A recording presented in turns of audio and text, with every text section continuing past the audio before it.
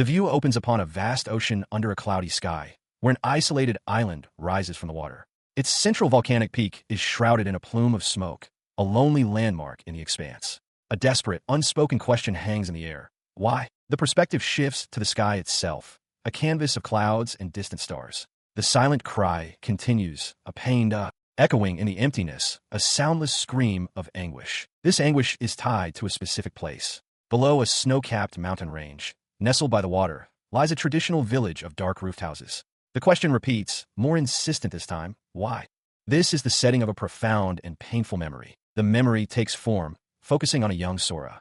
He stands within a traditional dojo, his hand resting on a sheathed sword. He reflects on a feeling he has carried since childhood, the sense of something else residing within him, perhaps in his body, his mind, or what one might call a soul. His expression is serious as the memory deepens. He recalls feeling as if this entity was looking out at him from behind a strong cage. Though he could clearly sense its presence, he didn't find it unpleasant. He was convinced it was a special power dwelling inside him, one that he believed would one day awaken. He had no reason to fear it.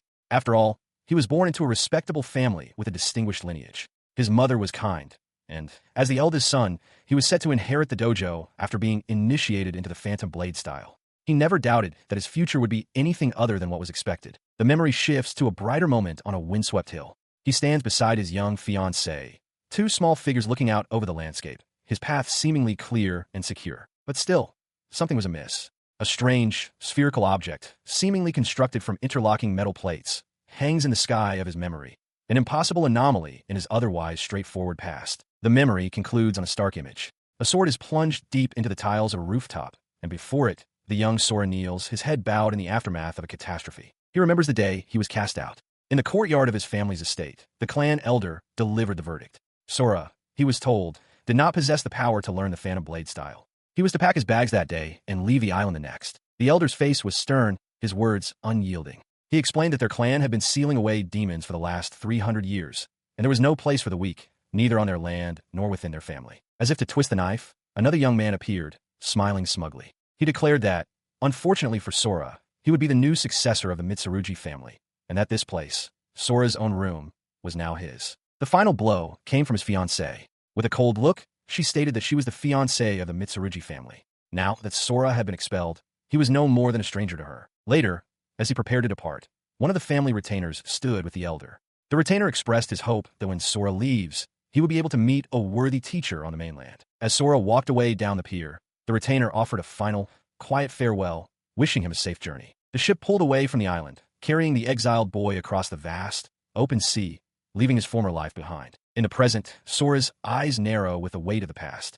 He recalls that these are his memories from when he was 13 years old. He remembers the moment of his decision, huddled and alone after having lost everything. It was then, as a new day dawned, that his resolve was forged. He had made a promise to himself after his exile, that one day, he would come back here. That promise led him, 5 years later, to the sprawling town of a shack in the kingdom of Canaria. The town was well fortified, its high walls stretching across the landscape. Within those walls, life moved along cobblestone streets lined with tall, timber-framed buildings. Sora's destination was a grand, imposing structure, the Adventurers Guild. It was here he was known, albeit by his lowest rank, 10th-tier adventurer Sora-sama. He stood before a guild official, a woman with an elaborate hairstyle and a severe expression. She delivered the news without preamble, stating that she was sorry, but his qualification as an adventurer was to be revoked that very day. The words struck him with the force of a physical blow, leaving him momentarily speechless, able to utter only a sound of pure disbelief. Her expression remained cold and unmoved, her gaze unwavering as she faced his shock. He desperately sought any sign that this was a cruel joke,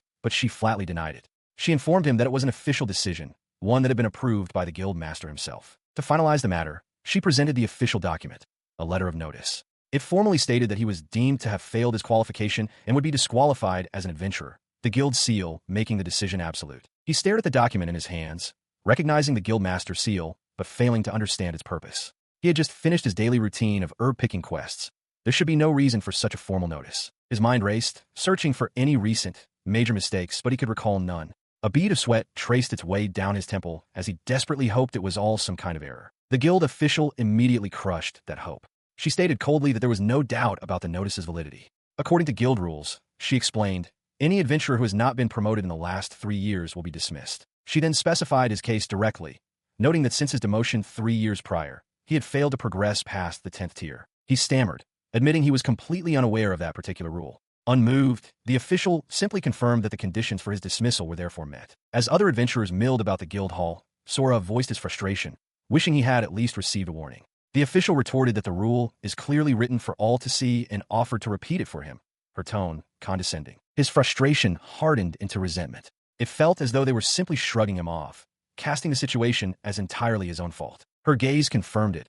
A potent mixture of anger and contempt was directed squarely at him. He clenched his fist, the feeling of being seen as a mere burden, an eyesore to the guild, settling heavily upon him. The official's voice rose, her lecture continuing for all to hear. She declared that the town of Ishka has always provided its adventurers with favorable treatment, implying he was an ungrateful failure. She continues her public lecture, explaining that the city of Ishka constantly needs the power of adventurers to defend it against the ever-present threat of monsters. Because of this constant danger, she declares that it is the duty of all who belong to the guild, be they adventurers or staff, to work for the town of Ishka. He listens, his head bowed, and quietly acknowledges that what she says is not a lie. He knows this well. His mind drifts back to his original motivation. He had wanted to move to this town precisely because he had heard it was a city that valued its protectors. He recalls his arrival, standing on a hill overlooking the city. He had come to protect its people from monsters, believing that by doing so, his name would become known and respected. He had vowed to show everyone what he was capable of, to accomplish in this new town what he had failed to do on the island.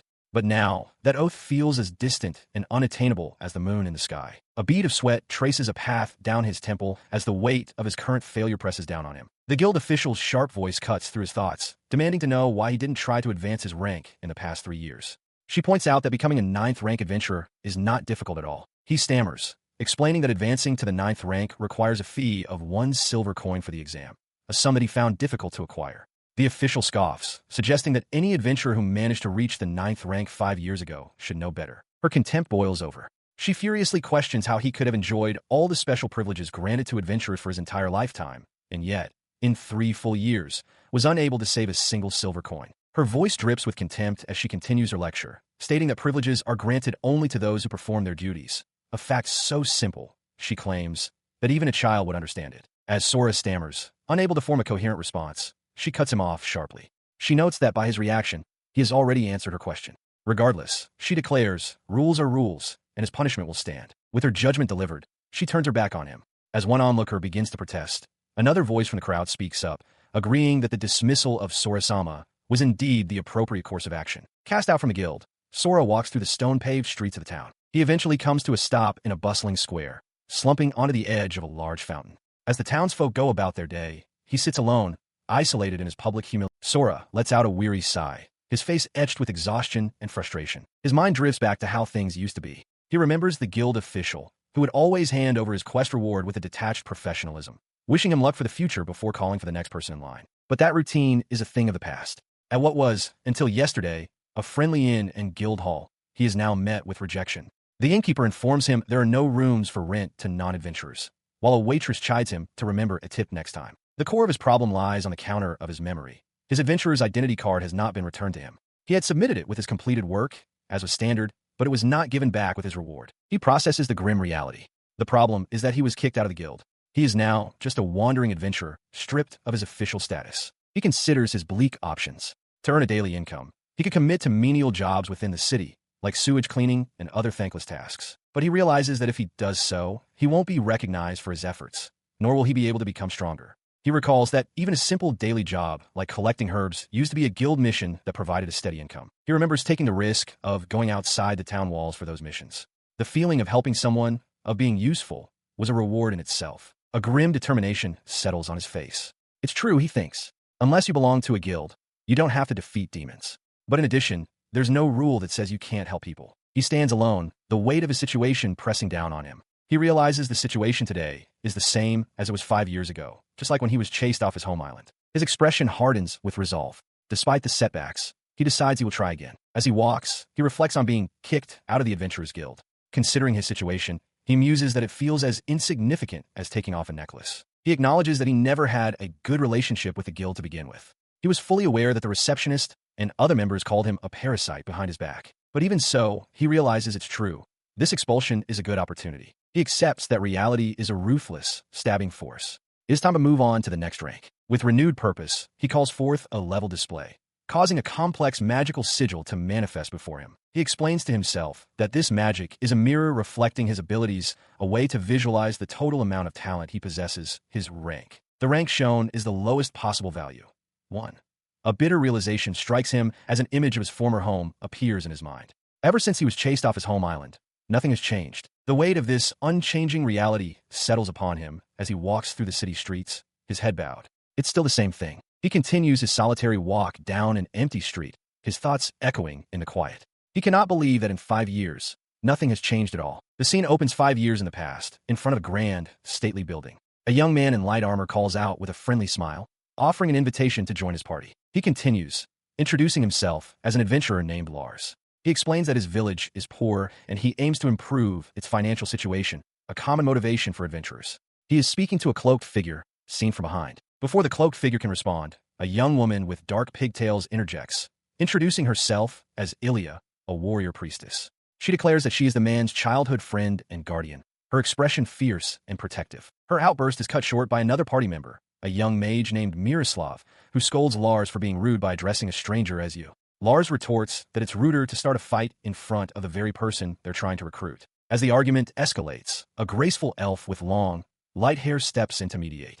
She urges everyone to calm down, noting that the person they've approached seems troubled. With a kind smile, she introduces herself as Luna Maria and asks for the stranger's name. Prompted by her gentle inquiry, the cloaked figure finally speaks. He introduces himself as Sora. Lars notes that Sora is an unusual name, questioning if he was born on the side of the Empire. Lars then formally extends the invitation again, asking Sora to join their party, the Falcon Sword, which currently has 4 members. Ilya clings to Sora's arm, looking wary, while Lars maintains his welcoming posture. Sora looks at the group, his internal thoughts revealing his impression of them, a young and warm party.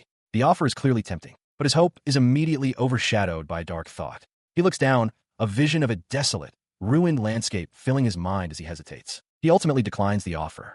His mind flashes back to the scorn of his clan elders, who deemed him a stain on the Mitsurugi lineage and a burden. They twisted his name from Sora, meaning sky, to Kara, meaning empty. Believing he would only be a burden to this new, kind party, he refrains from joining. He remains lost in his memories, but Ilya's voice cuts through his despair. She shouts that his self-deprecation isn't true. She insists she saw him at the guild training area, practicing his sword for hours without a break, and that his form was beautiful. Her words trigger a happier memory of his time with the Falcon Sword party. He recalls the feeling of happiness, the fun he had with them every day, and the thought that he could finally start over. But that happiness was shadowed by a persistent failure. No matter how many monsters he killed or how many requests he completed, his adventurer rank never rose. He remembers watching as Lars celebrated moving up to rank 6. Luna Maria congratulated him, but when she asked Miroslav if she was hiding something, the mage deflected, stating that rank was personal information. Miroslav then spoke of a rumored parasite, adventurer who sneaks in high-level parties. While Lars seemed to agree, Miroslav dismissed it, saying she didn't care as long as Luna Maria was a higher rank than them. Walking with her, Sora felt the weight of this secret. He knew the difference in their abilities wasn't something he could hide forever, and that, someday, he would have to tell them everything. He clung to a desperate hope. Perhaps these people, his friends, will be different. Perhaps they would accept the truth, that he was incapable of raising his rank. Gathering his courage, he confessed to them. He admitted that his rank had not increased, that he was still a first-rank adventurer, but he vowed to try even harder from that day forward. In the moments after his confession, he stood before them shrouded in shadow, his head bowed as he awaited their verdict. His gaze lifts to a scene of utter shock. His own face contorts in despair as he sees the stunned, horrified expressions of Ilya and Lars. His confession was met not with understanding, but with fury. The party leader, his face contorted in anger, declared that while he had harbored suspicions, he had wanted to believe in Sora. Now, he felt utterly betrayed. His accusation was immediately echoed by Ilya. With a look of disgust, she called his actions despicable, accusing him of merely taking advantage of their efforts while secretly scoffing at them. She explained that this kind of behavior from a low-level adventurer is referred to as being a parasite. The word hung in the air, sharp and cruel, before being repeated with venom by the party's mage, Luna. Her eyes, wide with contempt, fixed on him as she hissed the insult directly. Parasite. The weight of their words struck him. Sora's expression crumbled, his eyes reflecting the deep shock and pain of their collective condemnation. And so it was done. He found himself on the ground, watching the silhouettes of his former comrades turn their backs on him. The realization was stark and simple.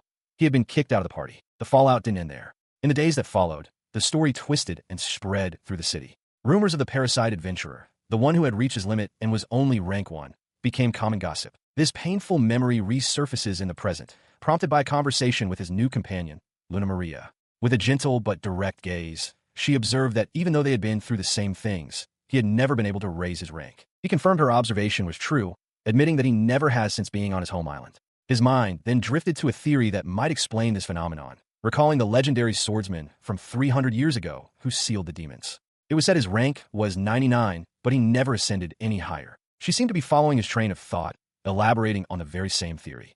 She explained that, just as there are different levels of ascension, there are also boundaries that separate regular people from legendary heroes, and that even those heroes have their limits. She looked at him, her expression a mixture of sympathy and clinical observation, as she gave this boundary its name. It is, she stated, the limit of talent. She continued her explanation to Sora, suggesting that for non-adventurers, there are other ways of life.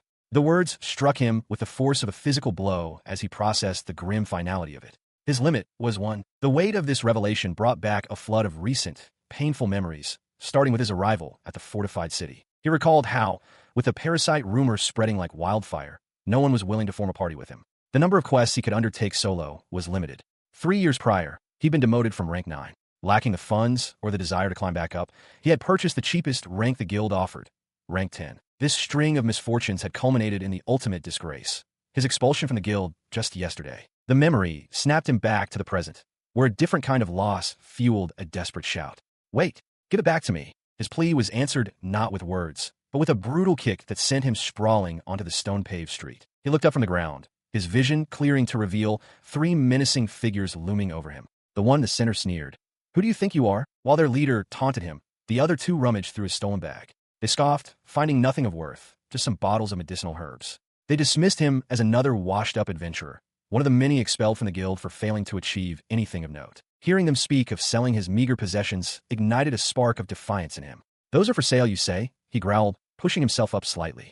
"Give that back." The thug leader merely smiled, dangling a single, specific herb from his fingers. "Hey pal, do you know what this is?" he asked, his voice laced with malicious glee. "That's a herb deemed illegal by the guild." Sora's expression froze, his eyes widening in pure shock. He remained on the ground as the thugs loomed over him, their tone shifting from aggression to a twisted sort of business proposal. The leader offered a mock apology, suggesting they start over as friends and do some business. With demand piling up, they explained they needed him for a little something. As their words washed over him, Sora recognized his grim reality, being cornered, becoming the weakest in society, and understanding just how brittle humans are in the face of pressure. The leader elaborated on their need. A particular herb, which only grows in a deep part of the forest of Taitais, was what they were after. They had tried asking others from the town of Ishka to retrieve it for them, but not a single person had ever returned. As they led him through a narrow alleyway, the thug continued, expressing confidence that an adventurer, and not a failure like the others, should have no problem completing the task. Cornered, Sora could only manage a quiet, hesitant agreement. The words echoed in his mind, a bitter mockery of his situation. As an adventurer, this task should be easy. The thought was a shard of glass in his throat. He never imagined his life would come to this, being forced into such a shady business. But the reality of his predicament was so harsh, so absolute, that he felt he had no other choice but to comply. Walking alone up a flight of stone steps, a grim realization settled upon him. This was it. This was how people became corrupted. This was the process that ground down ideals and everything a person once believed in. A strained, hollow smile stretched across his face. He was still an adventurer, after all. This was just his job as an adventurer. He kept repeating the words, a desperate mantra to fool himself as he walked away. His cloak billowed. A vast, rolling landscape unfolds, with mountains stretching into the distance under a partly cloudy sky. The hills are covered in a mix of grassy slopes and dense patches of forest. The view narrows, focusing on a deep valley carved between the hills, thick with coniferous trees. Deep within that forest, in a sun-dappled clearing, Sora kneels on the ground. Having searched for some time, he expresses his relief, realizing he has finally found what he was looking for. He brings a sprig of the plant to his nose, inhaling its scent. He muses on how nice and curative the fragrance is, concluding that it is the perfect time to gather these herbs. A contented sigh escapes him as a pleasant thought begins to form in his mind. His thoughts drift to a peaceful future. He considers how nice it would be to spend the rest of his life simply collecting herbs. The idea solidifies. He could open his own shop, one specializing in herbs not typically handled by the guild. He visualizes the potential of such a venture, imagining bowls filled with various herbs. He reasons that there is a definite demand for them, so business would undoubtedly run smoothly. With this new perspective, he realizes that being kicked out of the guild was a good opportunity after all. This line of thinking brings him a sense of happiness about his situation. He feels his gloomy thoughts recede as he begins to cheer up, embracing this new path forward. His moment of quiet contemplation is shattered. He looks up from his seated position, his eyes wide with shock as he recognizes the figure standing on a rock before him.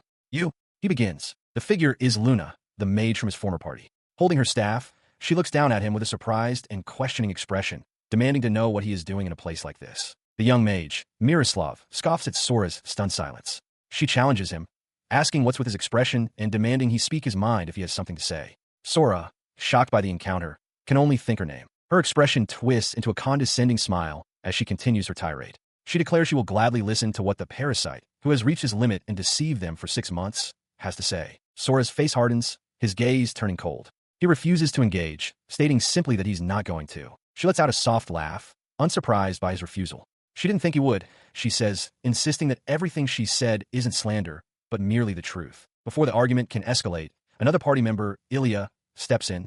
She tells Miroslav that's enough, bringing the confrontation to a halt as their leader, Lars, looks on. The group is revealed to be the Falcon Swords, a fairly famous C-rank party led by the warrior Lars, and including the priestess Ilya, the mage Miroslav, and the elf Luna Maria. The city of Ishka's adventuring scene is notoriously difficult. C-rank territory is filled with veterans who have more than 10 years of experience. In fact, there are currently no A-rank parties in the city, and only 3 B-rank parties stand among the strongest. Yet, the Falcon Swords managed to accomplish this in less than 5 years. For that reason, they were considered promising, up-and-coming adventurers, destined for greatness. Lars turns his attention to Sora. He asks if Sora is still the same rank as before, then bluntly states that he heard Sora was kicked out of the guild. With a quiet "yeah," Sora confirms it. He looks at Sora with an expression of pity. Assuming that Sora is there to continue being an adventurer, Lars advises him to stop before it's too late. Sora's gaze remains fixed, his expression hardening slightly as he offers a terse reply to the unsolicited advice. "Well, thanks for the tip." His curt dismissal is interrupted as Ilya steps forward, calling out to Lars. She questions his harsh attitude, pointing out that he went out of his way to give Sora advice in the first place. Lars retorts, seeing Sora as the same ambitionless person he first met. As Ilya tries to tell him to stop, Sora himself interjects with a quiet, resigned apology. The party leader remains unmoved, coldly stating that Sora is no longer their concern. He adds that if Sora dies after refusing his advice, it will be entirely his own fault. The mage, Miro, chimes in with disgust, agreeing with Lars. She complains that the place reeks of a loser who hasn't bathed in 3 days and urges them to leave Sora behind and enter the forest. Luna Maria immediately objects, reminding Miro that she was the one who initiated the conversation. Deciding the matter is settled, Lars addresses his party. Declaring that they seem to be a nuisance to Sora, he gives the order for everyone to move out. The group turns and walks away, their figures receding into the woods. Sora is left standing alone, watching them depart in silence. Just before she disappears from view, Luna Maria glances back over her shoulder. With a look of genuine concern, she calls out to Sora, expressing her relief that he is still healthy. Her words trigger a memory for Sora. He reflects on Luna Maria, recalling how her kind attitude toward him never changed, even as he became a burden to his party and his rank stagnated. For that, he had once felt grateful, but that gratitude soured. He remembers the night he was kicked from his party, when he overheard a conversation and learned a bitter truth. The one who started calling him a parasite was none other than the elf from his own team. As Luna Maria calls his name again, thanking him, Sora's face sets into a grim mask. He concludes that she, too, is just like the others, her kindness merely a byproduct of her attraction to Lars. He listened as Luna Maria turned to him, her expression serious. She warned him that many people have disappeared within the forest of Teddies, and pleaded for him to be careful. Hearing her words, he recalled that the men back in the city had mentioned something similar. The word disappeared echoed in his mind, causing a bead of sweat to form on his temple. She continued, her form a dark silhouette against the dense foliage. The Teddy's forest, she explained, is known to be so immense that a whole country could fit inside it, and it is rumored that mythical creatures inhabit its deepest regions. Her voice carried over the expansive view of the treeline, adding that even with the forest's dangerous reputation, the number of people who have gone missing in the last few days is highly unusual. Among them, she specified, was an entire rank C party. He processed this information, asking if that was why he was sent here, to investigate what happened. She confirmed his suspicion, clarifying that the guild has also mobilized a number of high-ranking groups to investigate the cause. The pieces clicked into place, and a grim understanding settled on his face. He realized that sending expensive, high-ranking groups was one thing, but adventurers like him, those who were set aside, were simply being discarded as a cost-cutting measure. Despite his internal bitterness, he maintained a composed exterior. He thanked her for the advice, and she, in turn, bid him farewell before taking her leave. As she disappeared back into the trees, Sora was left alone at the entrance to the vast woods. As she walked away, Luna Maria considered how the incident would dwindle the number of adventurers, which would ultimately benefit her business. Meanwhile, Sora concluded that while something was certainly happening deep within the forest, it was unlikely to affect the periphery where he planned to stay. With that thought, he sat down amongst the undergrowth to begin his work. Picking up a leaf, he brought it to his nose, a slight smile touching his lips as he noted its great fragrance and freshness. He works with a newfound sense of purpose, a small smile playing on his lips. His future feels bright now. He muses that if he ever manages to open a shop, this area will undoubtedly become his main source of supply. As he continues gathering, he recalls that back on his home island, there were herbs perfect for brewing medicinal tea. He notes that he hasn't seen anyone doing that around here, recognizing it as a good business opportunity. The realization fills him with an immense sense of liberation. Thanks to being set free from the guild, he can finally see his own potential stretching out before him. He throws his arms wide, shouting his satisfaction to the open sky. It has been such a long time since he has felt this happy. Overwhelmed by the feeling, he lets himself fall back onto the soft grass, his collection basket resting beside him. Lying there, he gazes up at a peaceful sky, where fluffy white clouds drift lazily past the canopy of the forest. The tranquility is subtly broken as small, dark specks begin to drift down from above, almost like falling leaves. His eyes snap open. The blissful expression is gone, replaced instantly by one of sharp, sudden alarm. He pushes himself up, his gaze narrowed and intense as he scans his surroundings for the source of the disturbance. Now on his feet, a sudden rustling from the tree-line confirms his suspicion. Something is coming. From the undergrowth emerge small, round creatures with single eyes and spindly legs. A wave of understanding washes over him. Even a low-ranked adventurer such as himself knows that staying here is not a good idea. His attention snapped towards movement in the distance. As he saw figures fleeing across the plains, a sudden, horrified realization struck him. He recognized them, crying out that it was the Falcon Sword people. He watched them flee, wondering what they could possibly be running from. The answer came in a blur of violent, dark energy as a monstrous form tore through their ranks, scattering bodies and debris in its wake. The chaotic shape resolved into a horrifying reality. Before him stood a disaster-class monster, its massive insectoid form blotting out the sky. In disbelief and terror, Sora identified the creature as the Lord of the Flies, questioning why such a powerful being was in a sun-dappled forest clearing. A battle of impossible scale unfolds. A monstrous insectoid creature, its massive, striped abdomen and chitinous armor dwarfing the trees, looms over a lone, dark-clad figure who stands defiantly amidst the churned earth. The figure is Sora, his cloak billowing as he stares down the terrifying beast. The air around them crackles with tension,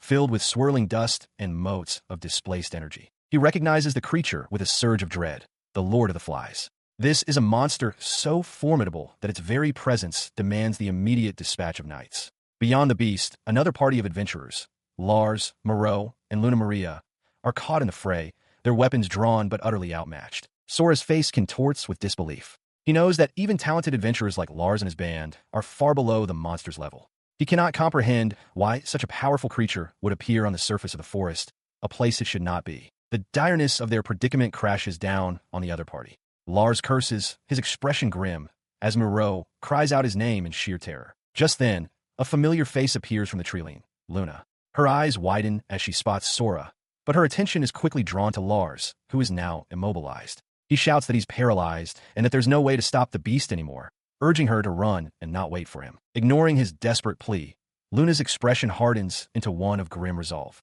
Magical power begins to swirl around her as she declares her intent to handle the situation herself. She bravely steps forward, placing her small frame between her paralyzed comrades and the advancing Lord of the Flies, a defiant, solitary shield against the colossal monster. Her confidence wavers as a terrible realization dawns on her. She thinks to herself that it's not possible. Her magic alone is not enough to defeat it. As her resolve falters, Sora streaks past, launching himself directly at the monster.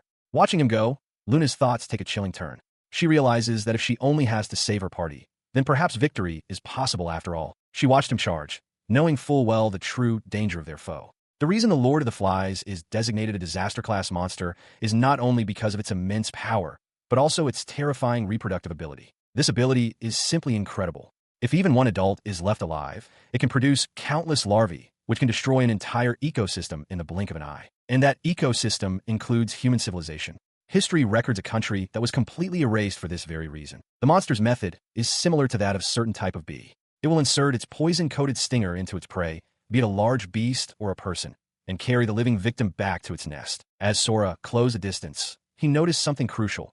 The monster before him was a weakened one, making it the best kind of prey. But just as he prepared to strike, a sudden, sharp pain shot through him. He cried out in agony, stumbling. The pain was inexplicable. He looked back, his eyes searching, and called out a name in confusion. Miroslav. What? The force of the unseen affliction brought him to his knees, leaving him vulnerable before the towering Lord of the Flies. He let out a guttural scream as the pain intensified. It wasn't just him. The paralyzed adventurers, Lars Moreau and Luna Maria, were also writhing and crying out in agony. They gasped and choked, their paralyzed bodies convulsing from the shared torment. One of them cursed in frustration and pain. As the agony peaked, the Lord of the Flies struck, its massive stinger plunging through Sora's body. In that searing moment of pain, the horrifying truth dawned on him. He screamed, not just from the physical wound, but from the betrayal. Those people, they used me as bait.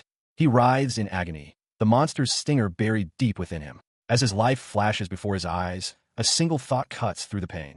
He had only just found a new hope for a better future. This hope was a simple one, a happy future where he could become an herbal merchant spreading his remedies across the land. He remembers that becoming an adventurer was a desperate attempt to fulfill a destiny he had failed to achieve back on his home island, the duty to protect others with his sword. He rejects his current fate, screaming his defiance. His denial intensifies. He is the one who was meant to acquire the Phantom Blade style, a path he chose for himself. The unfairness of it all crashes down on him.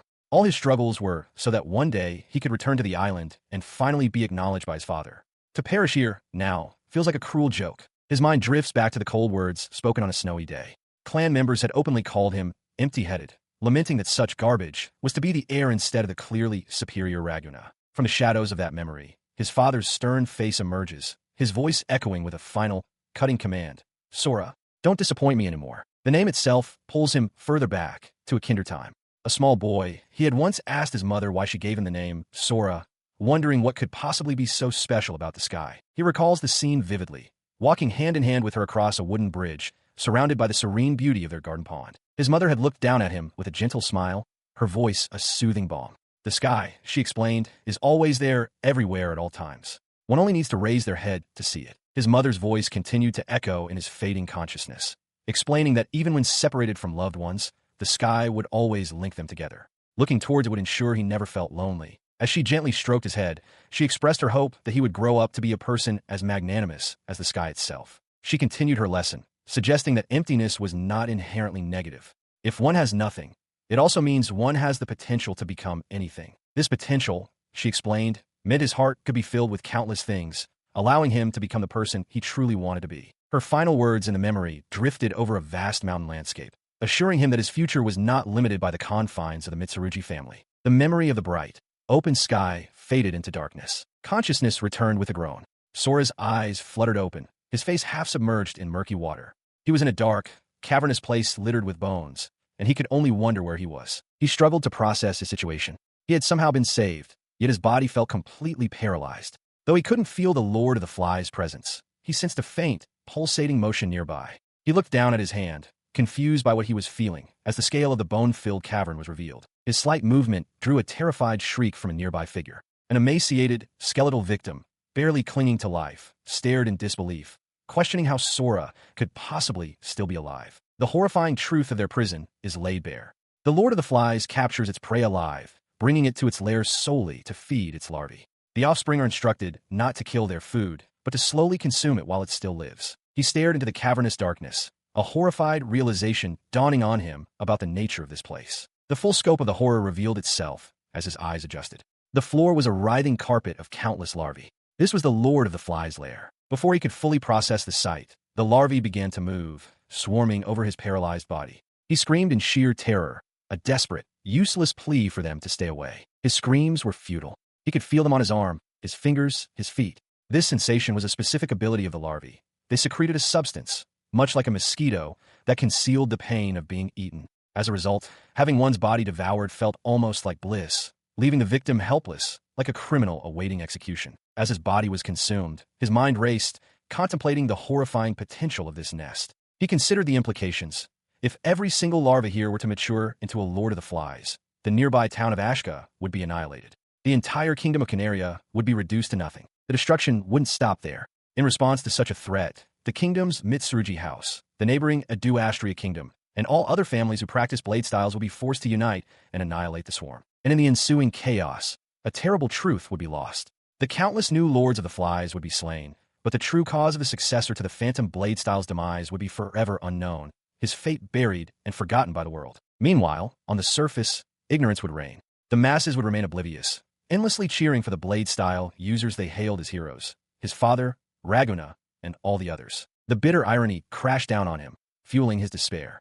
He screamed in defiance of his fate. His body could no longer wield a sword. He could no longer stand on his own 2 feet. To die in such a place, having achieved nothing, the thought was unbearable. His desperate cries were answered only by the silent testament of those who had come before him. A mountain of skulls and bones, the final resting place of countless other victims, offered the only reply. Here, there was only death. His acceptance shatters.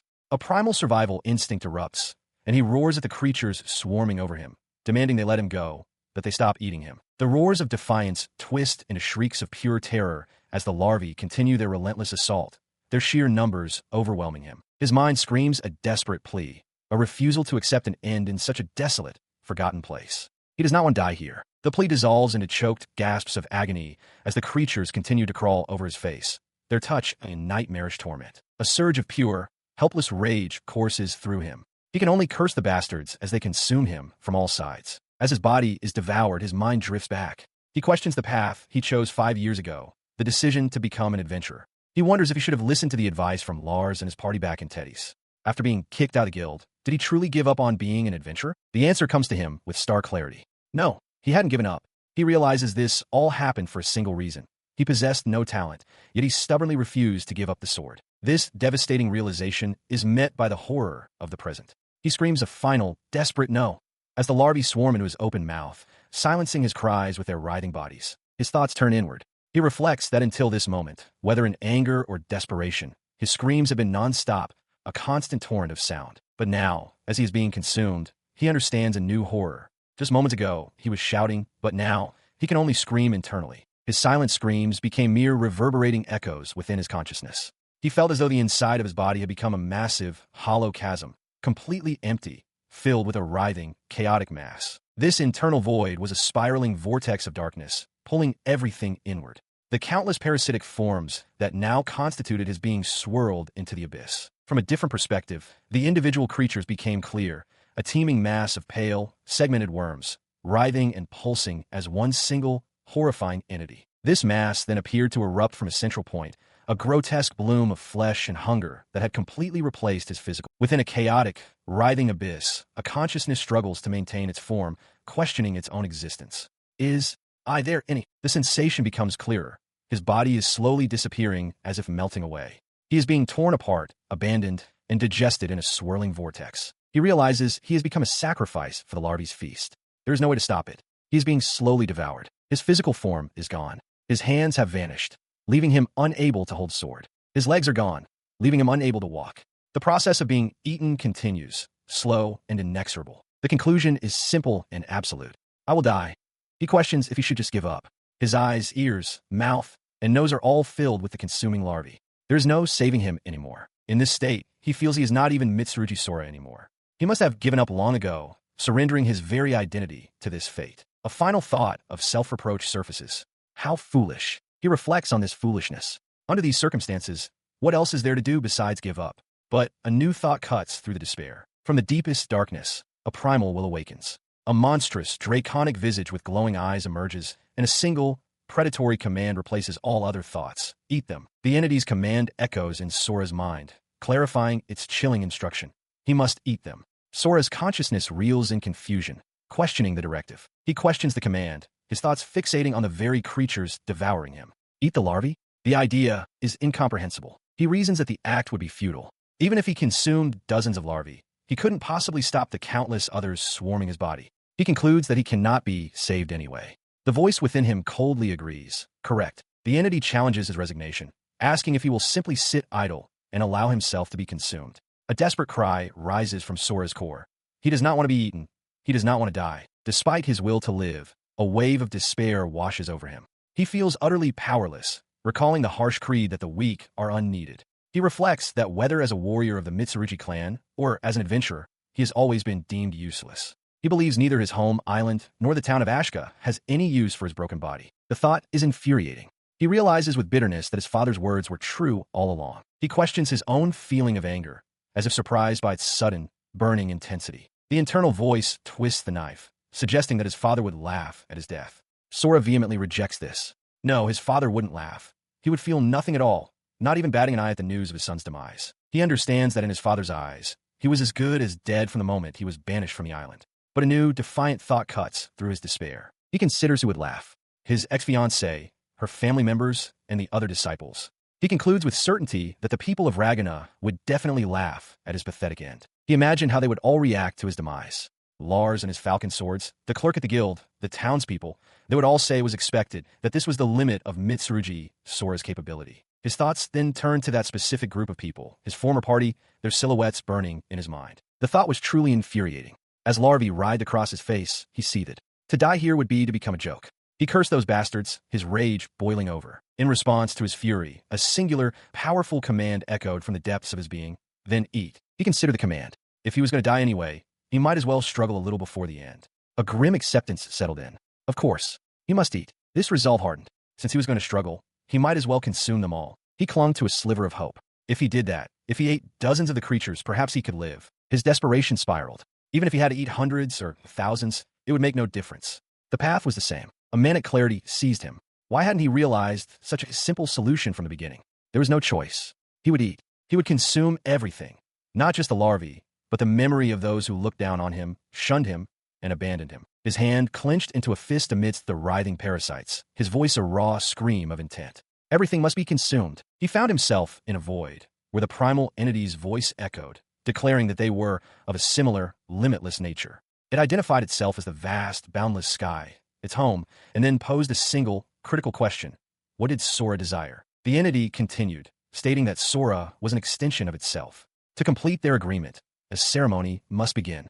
Sora's part was simple and absolute. Consume everything, do everything, using all the power at his disposal. The void gave way to a surreal, sun-drenched forest of gnarled, ancient trees. Standing within this ethereal landscape, Sora steeled his resolve, accepting that he must do whatever was necessary. As the entity's shadowy, draconic head loomed nearby, it spoke a final truth into his mind. They were now one and the same. Sora's expression was placid, his acceptance complete. Its full, magnificent form materialized from the shadows, a creature of immense power and scale, as it began to declare its name. Reality snapped back. On the cavern floor, Sora's body convulsed, and he unleashed a raw, guttural scream of pure agony as the transformation began. The torment was unrelenting. His screams echoed endlessly, his body engulfed in a blinding, searing energy. Forced to his feet by the sheer force within him, he roared at the unbearable heat consuming him. He wondered frantically if it was his flesh, his bones, or his very blood that was on fire, or perhaps all of it at once. A moment of clarity pierced the pain. He realized this surging heat was power. If he didn't release it, and quickly, he would be incinerated from the inside out. With a final shout, he began to vent the energy. A memory surfaced. He had seen practitioners of the phantom sword style in his hometown push their limits in a similar way. He now understood how to release the power. The challenge wasn't insurmountable after all. The question now was how to infuse this power into his body, how to give it shape. He roars in sudden, profound understanding. He and the entity within him are one and the same. With this realization, he screams a single command. Core activation. His body erupts in a blinding flash of power. The power coalesces around him, a torrent of dark energy. A new name for this ability echoes in his mind. Soul Eater. Its purpose is simple. Devour everything. This power, this core, is what the Mitsurugi House and its affiliates require to use the Phantom Blade style.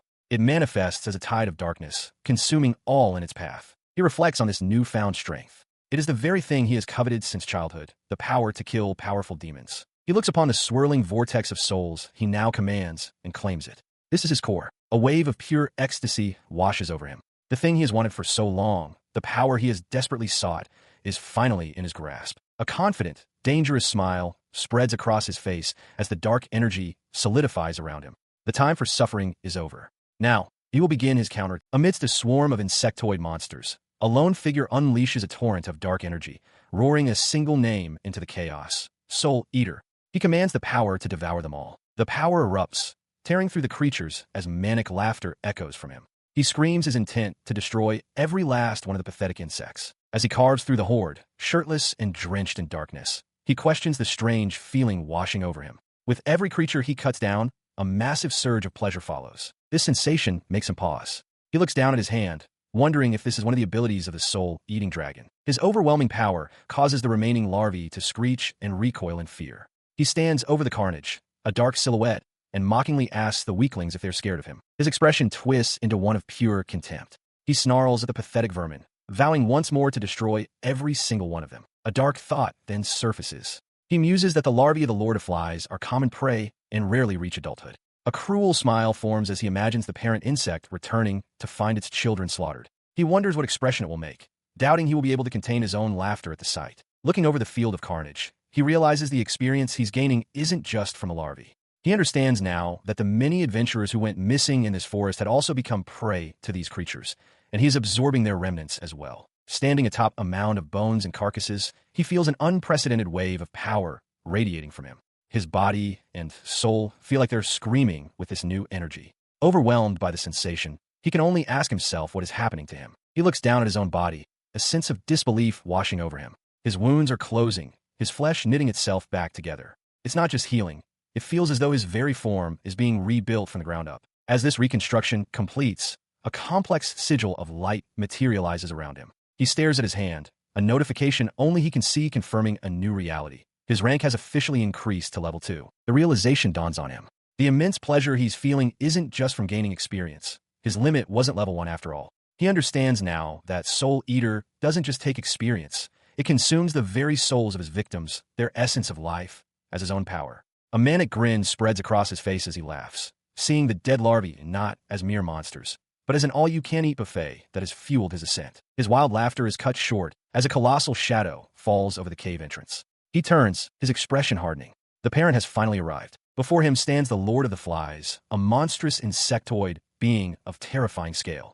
Unafraid, Sora begins to taunt the creature, informing it that he has already slaughtered all of its children, whose loud squeals were cries for a rescue that would never come. The massive creature looms in silence, its alien head tilted slightly as if processing the defiant mortal's words. Sora's taunts escalate into a frenzied roar. He mocks the Lord of the Flies, shouting that it's furious and that its children made for great experience points. With unhinged glee, he declares his gratitude to the monster, screaming that if it had never brought him here, he would never have achieved this incredible power. Fueled by this dark epiphany, he charges.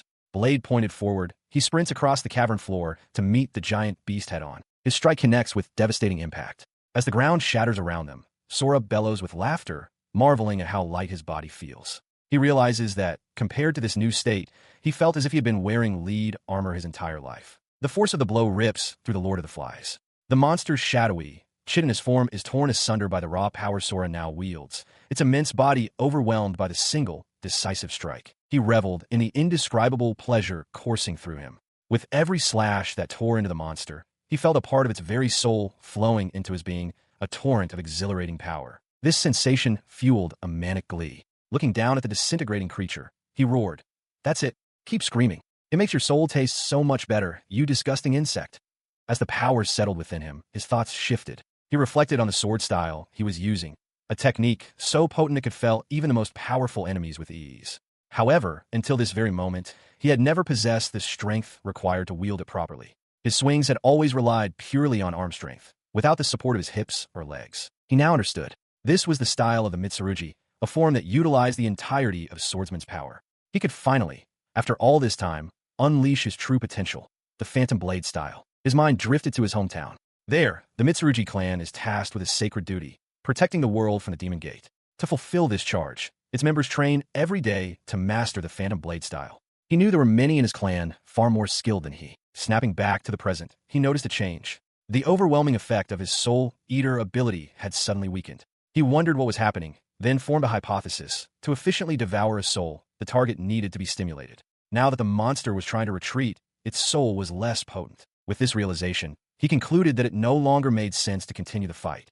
Well then, he stated calmly, before launching himself away from the fray. He soared through the air with newfound agility, leaving the disintegrating husk of the Lord of the Flies behind him. Using the creature's own segmented back as a springboard, he pushed off one last time, gaining more distance. Sora landed softly on a rocky ledge, turning to look down as the last remnants of the monster faded into the chasm below. The battle was over. He unleashes his power, tearing through the Lord of the Flies' massive body. The creature's carapace shatters, its form ripped asunder in a storm of violent energy. The force of the blow carves a massive trench into the earth. He stands alone amidst the swirling dust and debris, facing the remnants of his foe. He steadies himself, acknowledging that he cannot afford to be arrogant. A direct hit from a monster at that speed would have been fatal. He resolves to end the fight with a single decisive move, a skill he has been polishing since the day he was born. With a surge of power, he roars, declaring that this strength was created for the sole purpose of destroying monsters. He channels his energy, unleashing the Phantom Blade style, Gale. The attack connects with absolute finality. The Lord of the Flies' body is bisected, erupting in a shower of ichor and shattered chitin as the force of the blow impacts a distant mountainside. As the dust settles, he stands calmly over the grotesque remains of the monster. The battle finally won. He reflects on the technique he just used. Gale, he recalls, is one of the basic techniques of the Phantom Blade style, a jumping slash attack that makes use of the K he infuses into his blade. His gaze falls upon the vanquished foe. He offers a strange sort of gratitude to the Lord of the Flies for helping him unleash his true power, musing that just yesterday, he couldn't even perform such basic techniques. He turns away from the carcass, his expression grim. He bids it farewell, declaring that it is time for the monster to visit its children in the afterlife. Following his words, the monster's remains begin to disintegrate. With a final, echoing screech, the body dissolves into nothingness, leaving only the scarred landscape behind. He stood amidst the wreckage of his battle, reflecting on his victory. The sole experience he gained from slaying the disaster-class monster, the Lord of the Flies, was immense, dwarfing any feeling of power he had felt before. His thoughts turned to the source of his power. In the fight, he had used a type of magic energy created within the body to increase his strength. But with the battle won, a new, more practical problem presented itself: how to get out of the desolate crater. He continued to analyze the nature of his abilities. Unlike K, which originates from the body and is known to magicians as life force, there is also mana, the magical power found in nature. For casting spells, mana is typically the better choice due to its sheer quantity, which far exceeds the K an individual can produce. However, for users of the Phantom Blade style, the opposite is true. The secret to this style is the creation of an anima, a being of similar origin to the user. Once an anima manifests, the body's production of K becomes far superior to the natural mana available, though the specifics differ for each anima. These techniques are known as the K arts. They were created to fight demons by increasing the body's K output through an anima, thereby enhancing one's own power. Sora recognized that his own K production had even manifested as soul equipment. He then called forth a display to check his status. A smug grin spread across his face. It was a great feeling to see his hard work pay off so spectacularly. His moment of self-satisfaction was cut short as his attention shifted. Lying on the cracked earth nearby was a small, still form. He turned towards it, wondering what to do. He knelt down, realizing with a start that it was another victim, just like him, someone the Lord of the Flies had captured before he killed it. It was a young girl, lying unconscious. Upon closer inspection, a shocking truth became clear. The girl was not human. Two small horns protruded from her head. She was a Kijin, an ancient enemy of humanity. The Kijin race was said to have been pushed to extinction after the demons were sealed. Now, they're hunted for their horns, which hold immense magical power. His expression hardened as the weight of the situation fell upon him. Now, then, what exactly was he supposed to do with her? He stands alone, a solitary figure atop a mound of shattered rock and bone, the unconscious Kijin girl lying at his feet. In this desolate chasm, under a stark white sky, an ancient truth echoes. Humans and demons are souls bound to fight forever. A vast, tranquil landscape unfolds, showing a pristine lake nestled within a valley. The surrounding mountains, their peaks dusted with snow, rise majestically under a partly cloudy sky. The view sweeps across the rugged face of the mountain range, highlighting the harsh, rocky terrain. From the deep shadows of cave, light pours in from the outside world, illuminating a rough-hewn path leading out of the darkness. Emerging from that darkness is Sora. His upper clothing is shredded, revealing a toned and battle-worn physique. His gaze is sharp and intense, a stark contrast to the devastation left behind him. His determined advance halts. On the cracked, barren ground before him lies the still form of a young girl, distinguished by two small horns protruding from her dark hair. He looks closer, taking in the details of the unconscious girl. Her face is serene, despite her strange circumstances. Sora stands over her, his mind processing the sight. He realizes with certainty that she is a Kijin, a creature of legend. This is the first time he has ever seen one in person. Kneeling down, he recalls the stories. He had heard rumors of a mythical race living somewhere in the Thetis forest. Now, with the proof before him, he knows those rumors were true. His curiosity takes over as he continues his assessment. He wonders why she's covered in so much mud and dirt.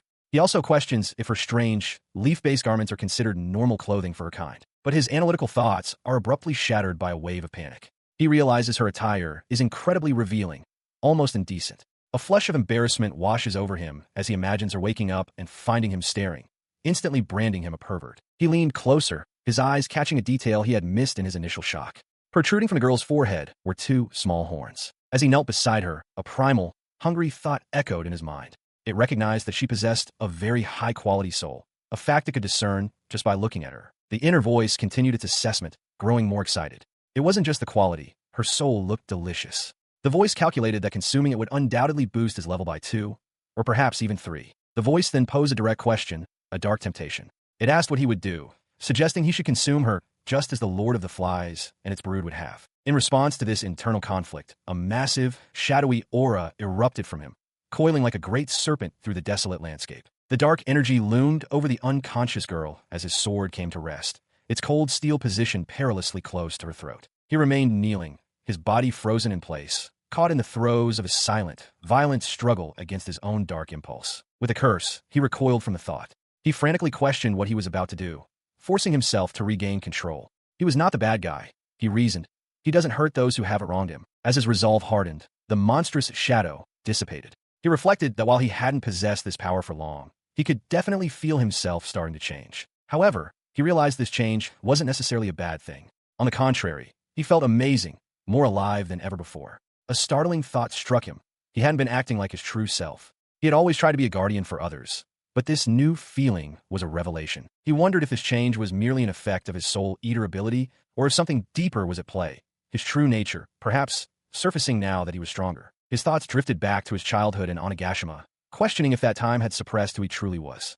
Had he always been like this, deep down? As he grappled with this identity crisis, a vision of his own immense, monstrous power filled his mind. A dark, multi-headed beast coiled atop a desolate peak. But then, a new clarity cut through the confusion. It wasn't a matter of one or the other. He realized that both sides, the guardian and the predator, were the true him. And with that understanding came a firm resolve. He knew he had to learn to control this power, for if he continued to wield it recklessly, he would lose himself and become a monster. His internal reflection concluded, and his awareness returned to the cave. He stood over the unconscious Kijin girl, his upper body bare and marked by the residue of the dark energy he had just unleashed. He looked down at the girl, acknowledging the grimness of the situation. He silently urged her not to wake up just yet, as a sudden memory surfaced. He had almost forgotten about the other victim. His eyes widened as he spotted the remains of the other adventurer, the one who was being devoured when he first arrived. He realized the monsters must have finished killing the man before he, in turn, had killed them. Moving closer, he examined the scene. He recalled Luna Maria mentioning a C-rank adventurer who had gone missing in the forest. The man's gear was high quality, remarkably intact despite the battle. He concluded that this must be the same person, his fate now tragically clear. With a sense of duty, he knelt before the fallen man, pressing his palms together. He offered a quiet prayer, informing his fellow adventurer that he could rest peacefully, for he had been avenged. As he stood over the fallen adventurer, Sora could almost hear the man's final, desperate thoughts echoing in the cavern, a defiant roar against fate. The man had seen himself as a protagonist, one who could not die here, believing his duty as an adventurer was to survive and see another day. Shaking off the grim reflection, Sora adjusted his cloak, noting to himself that it looked good on him. With the unconscious Kijin girl lying nearby, he resolved that it was time for them to leave this place. His thoughts, however, seemed to stir the girl from her slumber. Her eyes snapped open with a silent, startled gasp, taking in her strange surroundings. He knelt, his voice steady as he explained that the Lord of the Flies had brought her here. He then asked if she could understand him. The girl's wide eyes and sharp intake of breath confirmed she was listening. Seeing her fear, he surmised that she understood what he was saying. He spoke again, acknowledging that it was only natural for her to be scared in this situation. He pressed on, asking if she remembered what happened or how she was caught. He stated plainly that they were both brought to this place by the Lord of the Flies. To prove his point and ease her terror, he gestured to the monstrous carcass nearby. He reassured her not to worry, as he had already defeated it. The girl stared, shocked, at the corpse of their captor. He then explained their predicament. They were in a cave in the mountainous region of the Thetis forest, and the only exit was a vertical opening in the ceiling far above. The Kijin girl looked up, her expression a mixture of fear and dawning comprehension as she stared at the distant patch of light that marked their only escape route. Sora stated that no matter how one looked at it, climbing out would be impossible for a normal person. He paused, before adding that if he were to try infusing his legs with K, it might be a different story. He attempts to scale the sheer rock wall, leaping from foothold to foothold. He nearly secures his grip, but slips, tumbling back down to the cave floor with a grunt as the Kijin girl watches. Rising to his feet, he laughs, realizing the climb is actually excellent training. He understands that to stick to the wall, he must simultaneously focus on infusing his body with K while also concentrating on the physical act of climbing. He turns his attention to the girl, stating his intention to leave now. He guesses she probably can't climb out on her own and offers that if she wants to come with him, that's fine. Standing on a rocky outcrop, he presents her with a choice. If she doesn't need his help, that's also fine. He'll wish her luck and be on his way. He then asks what she will do. Faced with the ultimatum, the Kijin girl appears flustered, her mouth opening but only hesitant. Unintelligible sounds escape. He considers her state, noting that while Kijins are supposed to be stronger than humans, she will likely remain weakened for a few more hours. A realization strikes him. Her tongue must still be numb from the paralysis venom, which is why she hasn't given a clear answer. Despite her inability to speak, he looks at her face and sees an unwavering, determined expression. He understands her silent resolve and concludes that she has made her decision. He reflects internally, surprised that she wants to come with him. He knows she should be aware of how humans typically treat Kijins, yet she has still chosen to place her trust in him. Acting on her decision, he tells her not to hesitate. He explains that he will simply carry her on his back, reminding her that she already witnessed his climbing ability. At his direct instruction, a blush spreads across the Kijin girl's face. She looks up at him and gives a small, firm nod of acceptance. She complied, climbing onto his back. Okay, good, Sora confirmed, then instructed her hold on tight. With the girl secured, his expression hardened with resolve as he roared, "It's time to escape." As he began to run, however, a sudden, unexpected thought registered, the surprising softness of her form. Emerging from the deep darkness of the cave, Sora steps into the blinding light of the outside world, finding himself in a vast, rocky canyon under a bright sky. Standing on a precipice overlooking the sprawling landscape, he reflects on the experience. It wasn't just a metaphor. It felt as if he had truly died once. This, he muses, must be what it feels like to be reborn. His thoughts continue as he gazes at the clouds. At this moment, his entire body is bathed in the light of the outside world, finally free from the dark and chaotic nursery that was the cave. The full weight of his survival hits him. With tears welling in his eyes, he realizes he made it out alive, and the overwhelming relief brings him to the verge of crying uncontrollably. He fights to compose himself, thinking it wouldn't look good to cry while carrying the demon girl on his back. Pushing the feeling down, he turns his attention to his passenger, asking, "How are you feeling? Still numb?" The Kijin girl affirms that she is all right.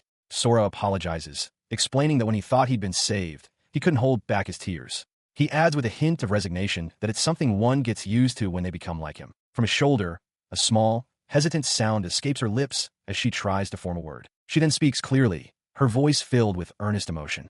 "Thank you very much." Sora looks back slightly, his expression softening as he replies simply, "You're welcome." He closes his eyes, a gentle smile gracing his lips. The simple words of gratitude warm his heart, and he wonders internally just how long it has been since he last received such kindness from others. He looked out over the landscape, a realization solidifying in his mind. Defeating monsters and protecting people.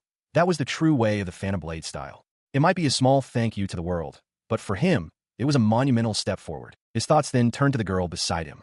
He had a feeling she would be hesitant. He asked if she had a place to go, offering to take her there if she would tell him where she lived. She replied that any safe place would suffice, be it a mountain, a tree, or a rock, and that he could choose one for them. Sora seemed uncertain how to respond to such a simple view of home.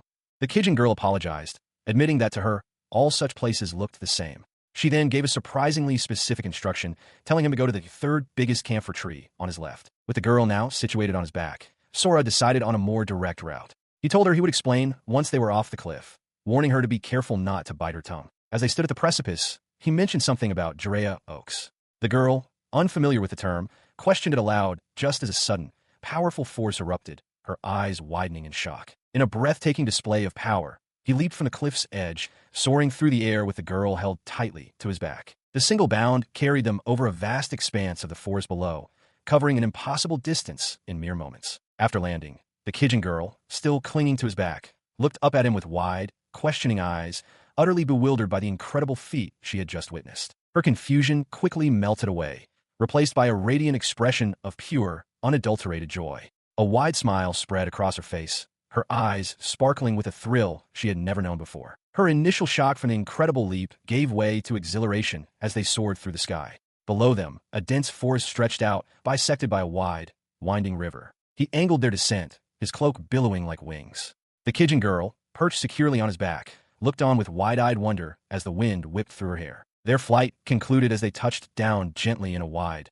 open clearing at the edge of the forest. As she took in their surroundings, Sora explained that the nearby trees were called Devourer oaks. He noted that while they weren't a landmark, their berries had a powerful detoxifying effect. Curious, the girl tried one, but her face immediately puckered at the intensely sour taste. Despite the taste, she stood atop a large rock, her gaze fixed on her own hands as if noticing a change. Her quiet moment was contrasted by Sora's sudden intensity. His expression sharpened as his focus was drawn to something in the woods. He followed close behind as she began to hop energetically through the forest, her movements light and spry. He stopped abruptly, a wild realization dawning on him.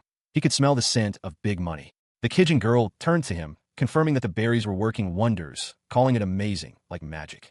Nearby, a small, startled creature froze in its tracks. Seeing his reaction, she looked up at him, her expression a mixture of gratitude and uncertainty, and began to speak in a soft voice. She expressed her heartfelt thanks. He simply told her not to worry, adding that it had been a long time since he'd helped anyone, and that he was very happy to be doing what adventurers are supposed to do. He watched the Kijin girl, contemplating the gesture. He wondered if demons bowed their heads in thanks like humans do. They were known to be a race far stronger than humans, but at this moment, she just looked like an ordinary girl. His internal thoughts continued, a memory of an imposing elder flashing in his mind. From his current perspective, even demons were like babies to him, especially now that he had mastered the core and was no longer the person he was yesterday. Returning to the present, he saw the girl walking away. He called out, saying it was time for him to leave the forest and wishing her well. In response, she cried out for him to wait. She turned back, explaining that she hadn't had a chance to thank him for everything. Sora smiled, reassuring her that it was fine. He explained that he had gained something worth more than 10,000 gold coins, leaving her looking puzzled.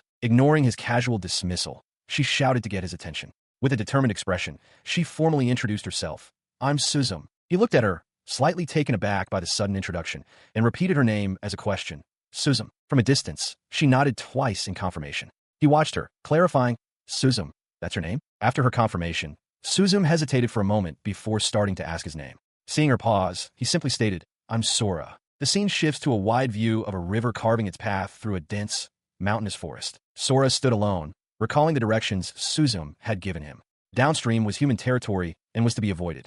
Near the city of Ishka flowed a great river called Kale, and following it upstream would lead to the Tithys forest. He travels deeper into a forest than he has ever been before, noting that the woods are teeming with magical beasts. Curiously, they are not attacking him. He passes a waterfall, speculating that it must be one of the sources for the river Kale, the same river he is following. He continues his trek, wondering if the beast's instincts can sense the powerful entity that resides within him.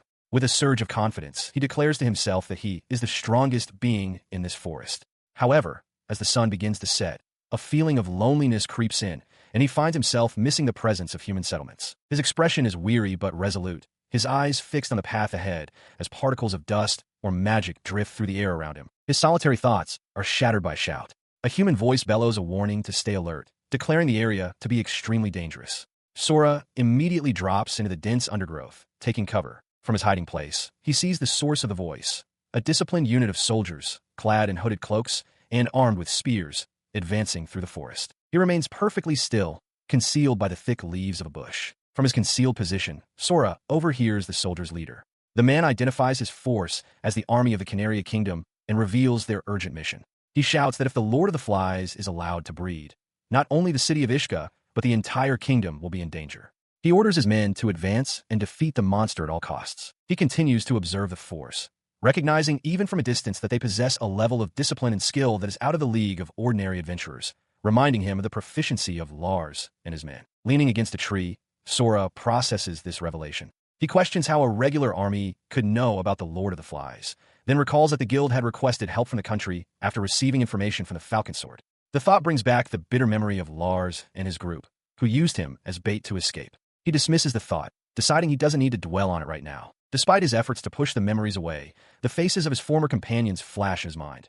Miroslav, Iria, Lars, and Luna Maria. He recalled the perspective of the group, known as the Falcon Sword. They considered it an honor to be the sole survivors of an attack by the Lord of the Flies, believing they now needed someone to lead the way. Within another adventuring party, the Mage Moreau urgently reminded her leader, Lars, that he was still poisoned. Despite his pained grunt, Lars insisted they had to do everything they could to help the Falcon people, lamenting that they may have lost comrades they once knew. Observing them from a distance, Sora felt a brief moment of relief. He noted that, as expected of Lars, he had already recovered from the poison, and was glad that he and the others were okay. That relief, however, was instantly consumed by a burning hatred. His face twisted in a snarl as he admitted he was only truly glad because if they had died by the roadside, he would have been denied his vengeance. He seethed over what the Falcon Sword did to him, vowing that there would be nothing left of them when he was finished. His mind conjured an image of his former party. He internally questioned their motives for joining the subjugation force without a care. Was it a sense of duty, Or were they trying to avenge him? He sneered at the thought of what they would say upon finding his corpse in the Lord of the Flies' den. His fury then zeroed in on specific individuals. He mentally condemned Luna Maria for abandoning him, and his rage intensified as he thought of Miroslav, questioning how she could have dared to take his arm. The desire for immediate retribution surged through him. He wanted to activate his core and cut them all into shreds right now. But he restrained himself, deciding on a crueler fate. He would not kill them quickly. He would enjoy their slow, steady destruction until their bodies were completely annihilated. He resolved to make them taste the full measure of his own suffering, despair, unending pain, and humiliation. His thoughts turned inward to the frustration of his own irreparably damaged body and the chilling signs of an inevitable death. This torrent of rage coalesced into a singular, primal command. He brought his arm to his mouth, teeth bared, and roared a single, guttural word into his own flesh: "Eat." In response to the act, a terrifying power burst forth. A torrent of dark energy exploded from his body, twisting and reshaping his arm into a monstrous, shadowy appendage wreathed in chaotic power, a physical manifestation of his all-consuming hatred. His monstrous arm throbs with power, but he forces himself to halt. An immediate attack is not the answer. He realizes that striking his former comrades now would mean making an enemy of the Canaria Kingdom's regular army, turning him into a common criminal. A simple death is too good for them. They deserve a more thorough, living hell. A different path to vengeance begins to form in his mind. He turns away, his mind set on a crueler fate for his betrayers. He will humiliate them, ruin them, and tear down everything they have built. Their reputation, their status, everything. Only after they have lost it all will they be allowed the release of being eaten. Behind him, his new companions can only watch in stunned silence. Their face is a mask of shock at his cold declaration. Putting distance between himself and the others, Sora scrambles up a rocky ridge.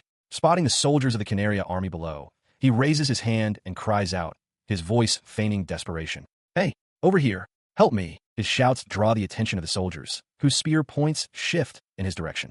From a distance, his new party watches the scene unfold. Luna Maria, her expression a mix of confusion and worry, utters his name under her breath, "Sorasan." He turns back slightly, a wide, unnerving smile of feigned relief on his face.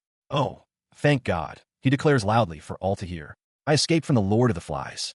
The first move has been made." The revenge under a sky dotted with stars. Clouds drift over a city just as dawn breaks. This is Ishka City, a sprawling metropolis within the Canaria Kingdom, built upon rugged, terraced cliffs. The city serves as a vital bulwark, protecting the kingdom from numerous threats, including those that emerge from the great forest of Taitais. By confronting these threats, the city has also become the primary gateway for overland trade, acquiring many precious resources produced within those dangerous lands. In a city like Ishka, where adventurers support its major industries, it was only natural that their guild grew to hold immense power. And within the guild's halls lies a special room, a meeting place reserved for the most important people in the city, its very pinnacle of power. Inside this very room, Sora sits with a relaxed, almost defiant posture, his leg propped up on a chair as he waits. He reflects on his own transformation. If he were the same man from the other day, he would have been shivering since he was brought in. But now, he realizes he is something different. Across from him, a guild official addresses him formally as Sorasama. She confirms his accusation that the party known as Falcon Sword had intentionally attacked him, then asks pointedly if he has any intention of withdrawing the claim. Sora dismisses her, telling her not to repeat herself. The official retorts that while what he says may be true, there are discrepancies in the testimonies of both parties, and she must make sure of the facts. Her sharp gaze shifts from the documents to the leader of the Falcon Sword party. Lars, noticing her contemplative silence, asks what is on her mind. The guild official's response is a single, pointed name, Sora. She presses the point, demanding to know from Lars directly, "Did Moreau really cast a spell on you?" Before Lars can formulate a complete answer, Sora interjects, explaining that Lars has every right to be suspicious. He clarifies that during the battle, Lars was attacked by the King of Flies and afflicted with a paralyzing poison, which would have made it difficult for him to accurately perceive the actions of his own companions. He fixes his gaze on the party leader, driving his point home. Sora asserts that before questioning him, Lars should have first interrogated his own teammate. Lars, now on the defensive, insists to the guild official that Moreau didn't intend to hit Sora. He admits that she used magic, but he struggles to explain the circumstances. He continues, suggesting that perhaps it was just a case of bad luck, that the attack meant for the King of Flies accidentally struck Sora instead. At this excuse, Sora breaks into a wide, mocking grin and begins to collapse slowly. With dripping sarcasm, he exclaims that yes, it must have just been his bad luck. His eyes narrow, the feigned amusement replaced by a sharp intensity. He commends Lars for his excellent reasoning, adding that it is exactly what one would expect from the leader of the C-rank party, Falcon Sword. Lars's composure finally cracks under the mockery. He shouts Sora's name in pure frustration, his face twisted in anger, as Moreau looks on in shock. Ignoring the outburst, Sora presses his advantage with cold precision. He states that he has one final question for such a leader. When he was being attacked by the Lord of the Flies and running towards Lars for safety, what was Lars's reasoning then? He continues his verbal assault, his voice ringing with disbelief. He demands to know how magic shot backward could possibly fly forward, questioning the very logic of their explanation. Lars, the leader of the Falcon Sword Party, breaks into a cold sweat, realizing that from Miroslav's position, the monster was behind her, implying Sora had been a step ahead of them all along. His fury intensifies as he roars that not even a child who had just learned magic would make such a fundamental mistake. The weight of his accusation hangs in the air, causing Moreau, the party's mage, to stare with wide, troubled eyes. Sensing the dangerous escalation, the elven adventurer, Luna Maria, addresses Sora respectfully. She pleads that this is not the place to criticize another party, but rather a venue to confirm each other's claims and come to an agreement. He scoffs at her attempt at diplomacy, remarking with sharp sarcasm that he was unaware this was such a noble place. The guild official immediately interjects, admonishing Luna Maria for being rude and telling her to refrain from using intentionally hurtful language. Seizing the opening she provided, Sora's face darkens. He states that he had thought this hearing was merely a place to find a way to nullify his case, all in the interest of protecting the guild's most valued, high-ranking adventurers. The guild official's face twists in outrage. She accuses him of intending to insult the guild itself and demands that if he disagrees with the proceedings, he should quickly decide on a punishment for the other party. He leans in, his voice dripping with contempt, pointing out her hypocrisy. He notes that she hasn't said a single word about punishing Falcon Sword, but has only demanded that he drop the case or watch his tone. Cornered by his logic, her expression hardens into one of pure defiance. She states flatly that she will do neither of those things. A thrill of exhilaration courses through Sora. He internally celebrates this moment. He recalls being told of his expulsion by a receptionist, and now, he finally has his turn to argue directly with the authority figure responsible. The feeling is wonderful. The mage, Moreau, glares with fury, her voice laced with sarcasm. She challenges an unseen figure, stating that punishment is all they seem to talk about. She demands to know their exact desire, mockingly asking if they would be satisfied if she and her companions rubbed their heads on the floor in apology. Her defiance is met by Sora's cold anger. He questions her remark, his own voice sharp as he asks how she can be so defiant after throwing away another person's life. His voice rises as he lays out his accusation, claiming that one of their priests colluded with friends and used another person as bait to save their own life. He roars that he doesn't care if he must appeal to the holy temple of the god of law to prove it. Then, his anger gives way to a calmer, more calculated demeanor. He sits back, reconsidering his own outburst. He muses that, actually, he should do just that, noting that some priests of the temple can use a miracle called sense lie, which would prove his words are true. He turns his attention back to the assembled party, Lars, Ilya, and Luna Maria, and confirms his plan. He tells them that going to the temple is a far better use of time than sitting there answering their stupid questions. The warrior priestess, Ilya, stammers, her expression one of clear distress at his words. Seeing her reaction, Sora's face breaks into a wide, predatory grin. He leans in, addressing her as Warrior Priest Anno, and asks if something is the matter, tauntingly wondering if asking for a miracle from the priest would be too much trouble. Moreau shouts for him to stop, trying to shield Ilya.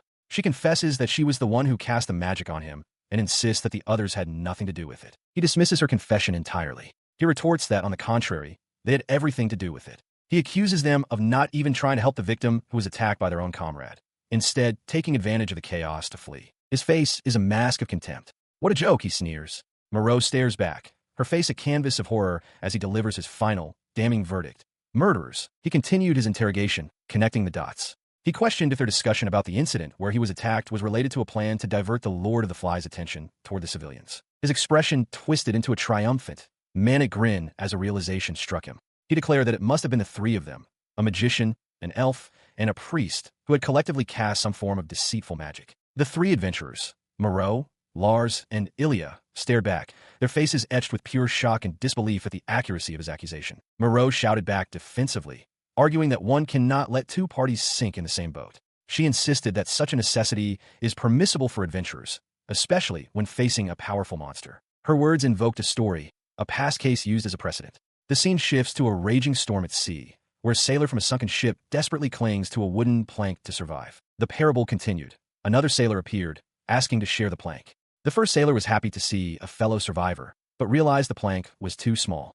If two people held onto it, both would surely sink. Forced to choose, the first man refused the second sailor's request, leading to the second man's drowning.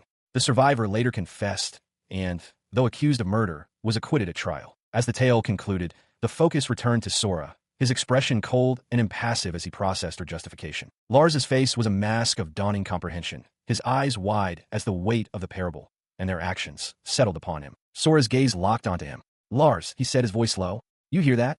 That's what it is." He confirmed, twisting her justification into a final, damning verdict. Lars looks down, a grim expression on his face. He concedes the point to Sora, stating that it's clear Miroslav purposefully attacked him, and her use of the word necessity is a perfect example of this. Hearing this direct confession, Sora's eyes widen slightly. He is momentarily stunned into silence, realizing the full depth of their betrayal. The tense quiet is shattered as Moreau lunges towards Lars, her voice cracking. She shouts an apology, crying out that in that moment, she was desperate to save him. Tears stream down her face as she continues, explaining that she felt she had to do something, and it was the only course of action she could imagine. Lars gently holds her, telling her he knows she isn't the type to enjoy hurting others. He takes the blame himself, admitting it was his fault for not being strong enough, which pushed her to such an extreme. Overwhelmed, Moreau can only sob out another apology as she clings to him. From short distance, Sora observes the emotional display. He addresses them with cold detachment, stating simply that it is as they have heard. Lars turns, shielding Moreau slightly, and declares that she is not the only one responsible for what happened. He proclaims that he is responsible as well. Sora scoffs at the declaration. He asks if this means the great leader will also take responsibility, then mocks Lars for not even bowing his head without being told. With chilling dismissiveness, he tells Lars to do as he pleases. Suddenly, Ilya grabs Lars's arm, her face contorted with fury. She accuses him of not understanding the situation at all and screams for him to get out of her way, declaring that she will kill Moreau and end the matter herself. Ilya's violent outburst catches Sora by surprise, but his shock quickly turns to a different kind of fury. He roars for Lars to give him Miroslav, vowing to kill the mage himself after showing her true hell. As the chaos erupts, Luna Maria can only look on, her face a mask of pure. Sora stands amidst a maelstrom of dark, swirling energy, his body taut, and his expression a mask of grim determination. The tense silence is shattered by Lars, who furiously shouts at Sora not to mess with him. Sora, his face contorted with rage, screams back, questioning why he should hold back when the woman, Milo, had just tried to kill him. Lars, equally incensed, demands to know why Milo had to be killed. As Ilya looks on, Lars continues his tirade, yelling that Sora is alive and therefore Milo didn't have to die. He seems to believe Sora was simply saved, calling Ilya an idiot in his frustration. She fires back, exasperated, declaring that Sora only survived through his own strength and luck. She demands to know if that means they should have let a potential killer go unpunished. A slow, chilling smile spreads across Sora's face. He points out that besides the attacker, they were all involved in the incident, questioning why the person directly targeted shouldn't be the one to exact responsibility. Lars, missing the point entirely, doubles down. He shouts that since Sora is alive, Milo didn't kill anyone and therefore shouldn't be called a murderer. Sora's expression becomes unervingly calm as he leans forward.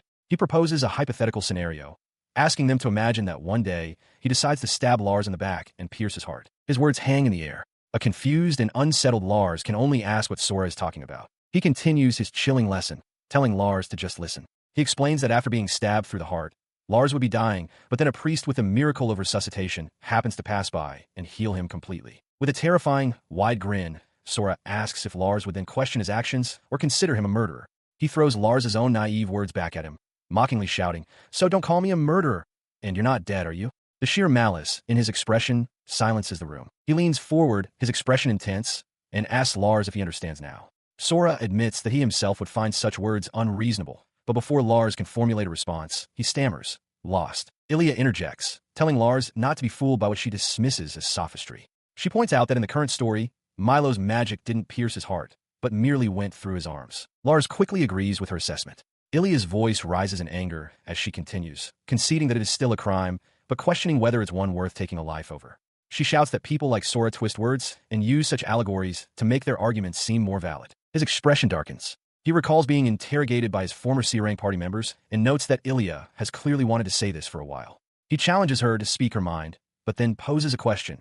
Does she know of a fate far more cruel than being killed outright? He adds that any C-rank party should know about the ecology of the Lord of the Flies. A wide, unsettling smile spreads across his face. He mockingly encourages Ilya to explain it to them, as she always does, sarcastically noting that she seems to be bad at studying if she doesn't know. The smile contorts into a terrifying, manic grin as he demands a polite and simple explanation. His sudden shift in demeanor renders Ilya speechless, able only to stammer in shock. Lars, sweating and utterly confused by the exchange, turns to Ilya and asks what Sora is talking about. Her eyes widen with dawning horror as she finally manages to whisper the name of the creature he invoked.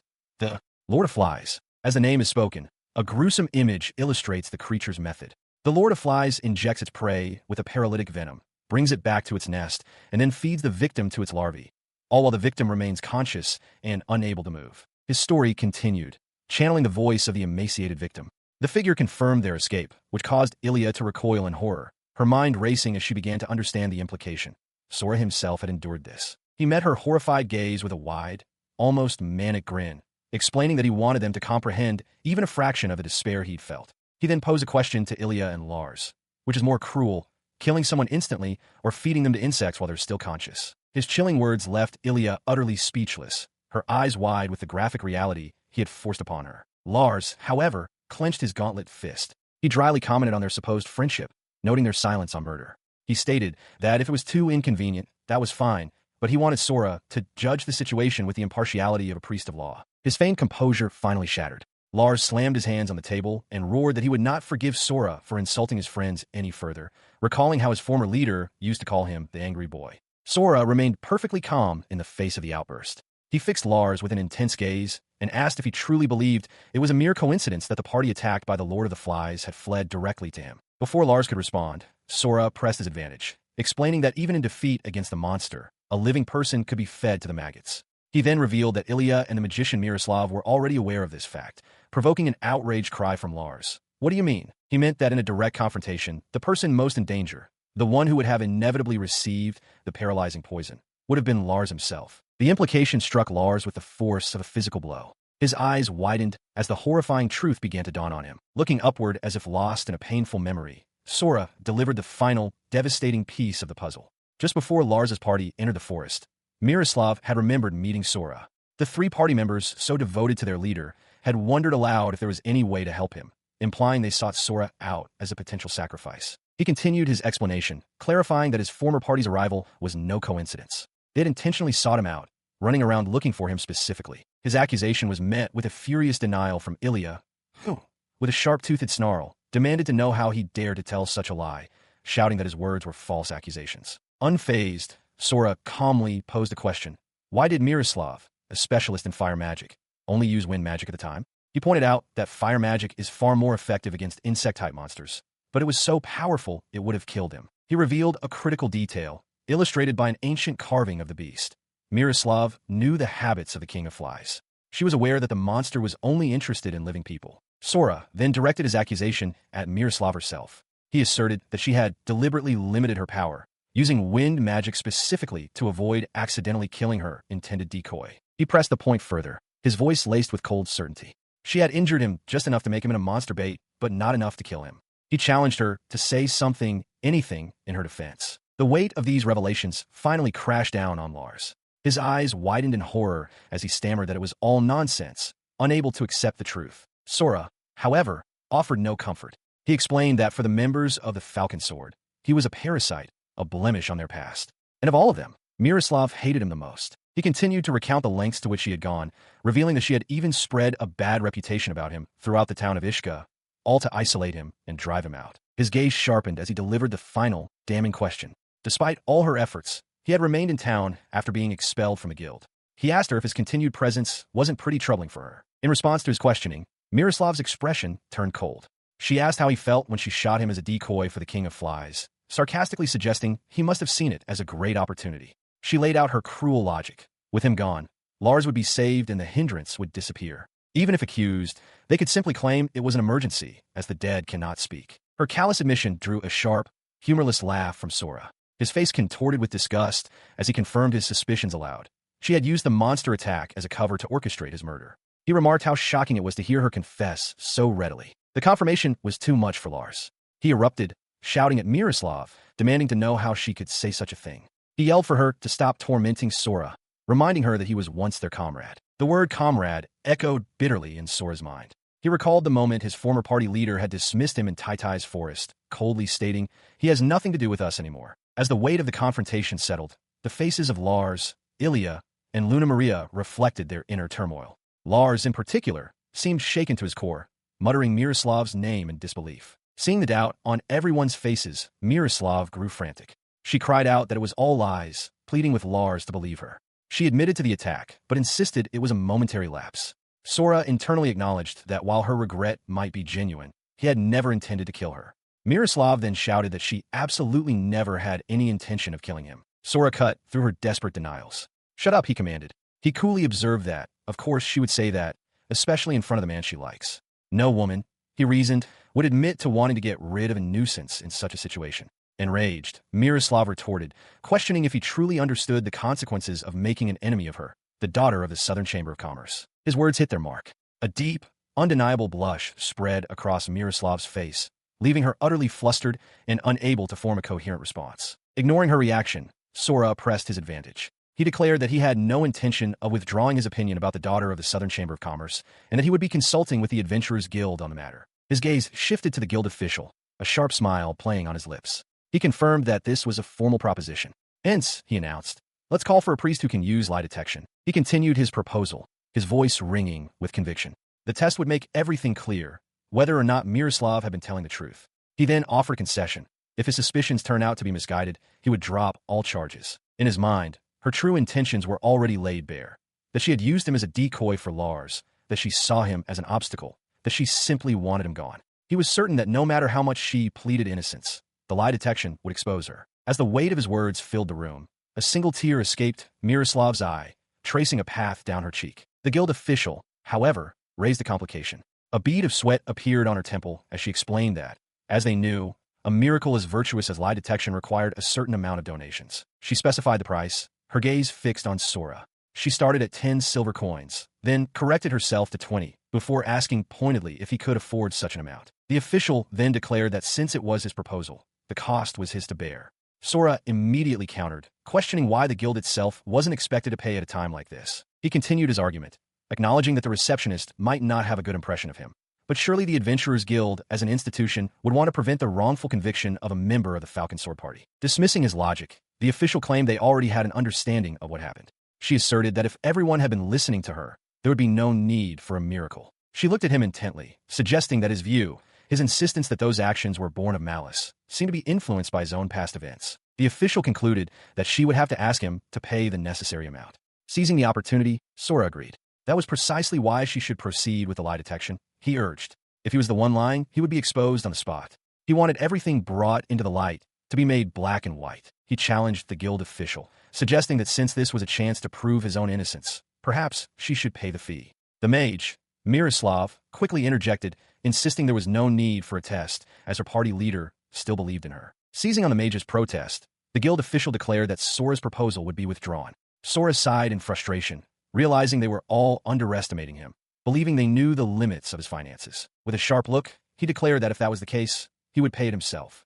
He then upended a heavy pouch, and a cascade of glittering gold coins spilled across the floor. Sitting amidst the pile of wealth, he shouted at the dumbfounded onlookers, demanding to know why they were all silent. He roared that the money was more than enough, and that they should hurry and call the priest. Her composure completely shattered. The guild official could only stammer a question, asking where he had obtained such a vast sum of money. He calmly stated that the source was the nest of the Lord of the Flies.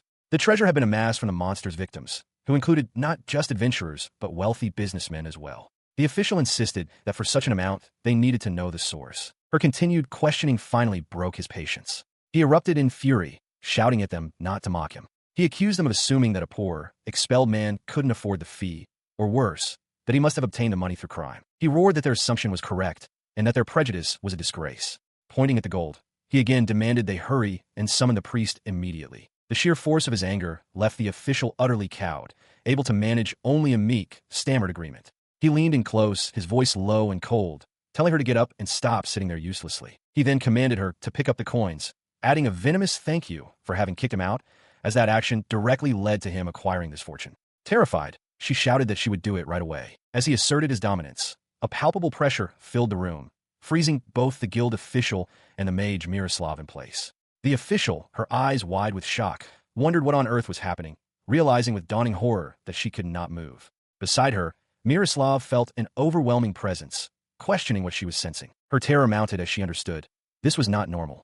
The source of the oppressive energy was Sora, who stood cloaked in a writhing, shadowy aura that pulsed with malevolent power, his expression grim and unyielding. The tense standoff was broken by the arrival of a powerfully built man. As a guild staff member tried to intervene, pleading with him not to bully their own, the newcomer's sharp gaze fixed solely on Sora. With an air of authority, he confirmed Sora's identity, asking if he was indeed the man who had returned from the Lord of the... Inside the guild hall, a powerfully built man with a fur-lined collar stands with his arms crossed, his expression intense. He is the guild master. He addresses someone just out of view, asking if they're the one who survived the encounter with the King of Flies. In the background, Sora sits at a table while the guild official stands nearby. Startled by the direct question, the young man looks up from his seat with a clatter. He introduces himself simply. "I'm Sora." His mind races, instantly assessing the formidable man before him. A flash of insight reveals the man's identity and immense power. Elgart Quiz, level 35. As Sora processes this, the guild official internally confirms his realization. She knows this is Elgart Quiz, one of the 5 first-class adventurers in the entire Canaria Kingdom, and the only person in the city of Ishka to have reached such a level. The guild master turns his attention to the official, addressing her as Liddell Cohen. He explains his unexpected presence, stating that his meeting had ended earlier than he anticipated. Liddell appears flustered, stammering an apology for troubling him, as she had assumed he was on his way home. She gestures vaguely towards Sora, explaining that it seems he had some trouble while she was away, but insists it is no nuisance. Elgart's focus returns to Sora, his gaze unwavering. He reveals that he heard the general gist of what happened, having overheard part of their conversation from outside the door. He then takes command of the situation, informing Liddell that he will take over from here. She gratefully agrees, and he settles behind the desk, now directly facing Sora. Standing once more, Elgart looks towards Sora and suggests they skip the troublesome self-introductions, stating he's sure Sora would like to get on with it as soon as possible. Sora agrees that would be great. Internally, he is struck by the man's sheer presence, which has changed the atmosphere of the entire room. He thinks to himself that Elgart is incredibly powerful, reminding him of the bosses from his family. He stood before a man who was, for all intents and purposes, the de facto ruler of the city of Ishka. With his power, charisma, and command over a vast number of adventurers, Elgart Quiz held immense influence. Sora observed the guild master more closely, noting the slicked-back silver hair and the faint, elegant scent of musk. He now understood. This man's level was even higher than he had first perceived. He was far stronger. With a firm expression, Elgart made his decision clear. He announced that, regarding the request for lie detection, he was dismissing it by his authority as guildmaster. The members of the Falcon Sword Party stared in stunned silence, their faces a mixture of shock and disbelief at the sudden intervention. His eyes narrowed, and he challenged the guild master's decree. He asked if he was simply expected to accept this outcome unconditionally. Elgart calmly acknowledged that the blame for the incident lay with the Falcon Sword Party and that he would impose appropriate penalties. However, he clarified that compensation would not involve taking someone's life. He explained that the guild could not afford to lose adventurers with bright futures and that he wanted Sora to show some accommodation, implying a compromise was needed from both sides. The official, Liddell, interjected, stating that while she would abide by the guildmaster's decision, it would be a different story if Sora made unreasonable demands. Elgart then turned the question to the Falcon Sword's leader, asking Lars for his thoughts. Lars responded with grim intensity, suggesting that if Sora were to ask for something extreme, like pulling out the mage's eyes or cutting off her arm instead of taking her life, it would be unacceptable. His voice rose with conviction as he declared that, in order to protect his companions from such a fate, he would fight to the bitter end. Elgart acknowledged Lars' stance as natural before turning his attention back to Sora. He noted that since Sora was no longer a member of the guild, there was no reason for him to listen, but his words trailed off, leaving the implication hanging in the air. Guildmaster Elgart Quiz addresses Sora, acknowledging that Miroslav's spell was unforgivable. However, he notes that if she was being chased by the King of Flies, there are extenuating circumstances to consider. Sora's expression twists into a sharp, knowing grin. He presses the Guildmaster, asking what exactly the reasonable penalties are and questioning if Elgart intends to close the case simply by punishing the Falcon Sword Party. He leans forward, reminding Elgart that, as the master himself just stated, he was fired. He is no longer a guild member, but merely a helpless civilian. The implication hangs in the air. The story of how the Falcon Sword Party, desperate for their lives, attacked civilians and used them as decoys would surely become public knowledge. Elgart's expression hardens. No, he states firmly. That I cannot do. He explains that they must avoid any situation that could create a rift between the adventurers and the residents of Ishka. Such notoriety would not be limited to Falcon Sword. It would tarnish the reputation of all adventurers. A slow smile spreads across Sora's face as he leans back. He understands the guild master's predicament perfectly. Oh my, that's probably right, he murmurs, realizing the extent of his leverage. Seeing his point is understood, Elgart lays out the penalties. The Falcon Sword Party will undertake a compulsory quest, 1 month of demon extermination in the Taitais forest. All rewards gained from that quest will go directly to Sora. He continues, revealing he knows of Sora's desire to open an herb store. This quest will provide the funds. Furthermore, with fewer monsters in the forest, herb collection will be easier, and Sora will be granted access to the forbidden items he has been trying to acquire. Sora is inwardly ecstatic. He marvels at the guild master's thoroughness, realizing the man knows the town inside and out. The vision of his own medicinal herb shop, with fragrant herbs and regular customers, is no longer just a dream. He looked at the guild master with sharp eyes, questioning the man's true intentions. He asked if this was simply a way to keep the incident quiet, but immediately dismissed the thought, declaring that this negotiation was about something more. In response, Guildmaster Aelgart slid an object across the desk. He confirmed that it was for Sora, adding that it was not the entirety of his offer. The object was revealed to be the badge of the Ishka Adventurers Guild. Aelgart formally welcomed Sora as a 9th-class adventurer, stating the badge was now his. As an additional incentive, he declared that Sora's monthly payments to the guild would be exempted for 3 years. Leaning forward, Aelgart pressed for a decision. He asked Sora for his thoughts, urging him to conclude the matter. Sora's head lowered, his face shadowed as a wave of intense emotion washed over him. He finally admitted to himself how badly he had once wanted this, a silver guild identification card. As Sora grappled with this memory, Aelgart watched him in silence, awaiting his answer. Sora looked up, stunned, now holding the badge. Mistaking his shock for acceptance, Aelgart declared the outcome splendid, welcoming a new member to the Adventurers Guild. However, Sora's continued silence made the guild master's expression harden. He questioned if this was Sora's way of refusing the proposal. Looking up with newfound resolve, Sora spoke clearly. He admitted that he had once wanted it, but declared that he didn't want it anymore. He stood, explaining that Aelgart had refused all his prior requests. He accused the guild master of not seeking fairness, but merely trying to ensure the Falcon Sword clan survived. Sora argued that involving a priest of the law with lie detection would resolve everything. Unmoved, Aelgart dismissed the notion, reminding Sora that he had already made his position on that clear. He reiterated his stance with a defiant shout, making it clear that he did not care about the guild master's authority. He then recounted the events, reminding them that it was a guild staff member who initially stated money was needed to make the request. After he paid, the guild master himself emerged only to decline it. Despite this contradiction, he remained entirely unconvinced by their words and affirmed his intention to call the priest as he had requested. His attention then snapped to Liddell, his cloak seeming to writhe with dark energy. He demanded a simple yes or no answer. Would she admit to the crime of trying to kill him with a monster, now that she was in the guildmaster's presence?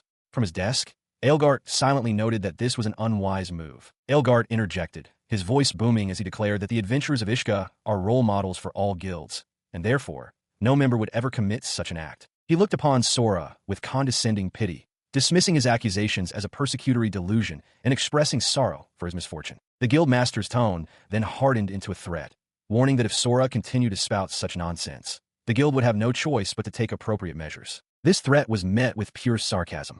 Sora threw up his hands, his face a mask of theatrical fear as he mocked the idea of appropriate measures. His expression shifted to a smug grin. He acknowledged that talking to the guild was pointless, but a lesson had been learned. He announced his intention to leave before any of those measures could be put into action. As he turned to depart, Aelgart ordered him to stop, insisting they were not finished. Sora shot back, calling it selfish to demand he listen when they refused to hear him at all. The sharp retort left Liddell visibly stunned. As he stands defiant, Liddell steps forward, her expression hardening. She relays the guild master's command, ordering Sora to return to his seat and wait. Sora glares back, threatening to move her if she doesn't get out of his way. The threat leaves Liddell momentarily stunned, but her shock quickly turns to rage. She erupts, shouting that there's a limit to his rudeness, especially after she had been listening so calmly. She reminds him that if he lives in the city of Ishka, he should know how much the master has devoted himself to it. Her voice rises in fury as she points out that he belonged to the guild for 5 years and benefited from it. Sora smirks, cuttingly asking if being guild master makes it permissible to cover up the crime of a murderer. The accusation strikes Liddell dumb, her anger faltering. From his desk, Guildmaster Aelgart calmly intervenes. He tells Liddell to stop, noting that she doesn't have to raise her hand to the boy. He then addresses Sora directly, his expression resigned. He states that if Sora won't accept mediation, then that's fine, adding that he doesn't doubt they feel the same way about the situation. However, Aelgart's tone shifts as he delivers his verdict over a view of the city. The guild will no longer have to act on Sora's behalf. Leaning back in his chair, Aelgart clarifies the consequences. Sora will have to abandon all the terms and conditions he proposed. Furthermore, he issues a warning.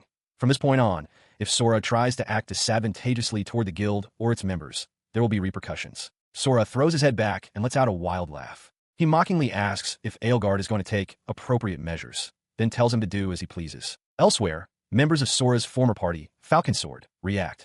The mage Luna snaps at their leader, Lars, telling the good-for-nothing to shut up. The other mage, Moreau, cheers, ecstatic that Sora is gone and declaring that the guild is now indebted to them. His patience exhausted, Sora grabs Liddell by her uniform's collar, his face inches from hers. He tells her to move, to get out of his way. He strode from a room without a backward glance, leaving the guild official sprawled on the floor amidst scattered papers. Luna, his former comrade, could only watch in silence as he departed. Descending the grand staircase of the guild hall, a grim realization settled in his mind. The Falcon Sword, the party that had tried to kill him, and the Adventurers Guild, the institution that covered up that very fact, both had now become his enemies. As he walked, a strange sense of liberation washed over him, an unchaining of his very soul. He hadn't known such violent emotions were sleeping inside him.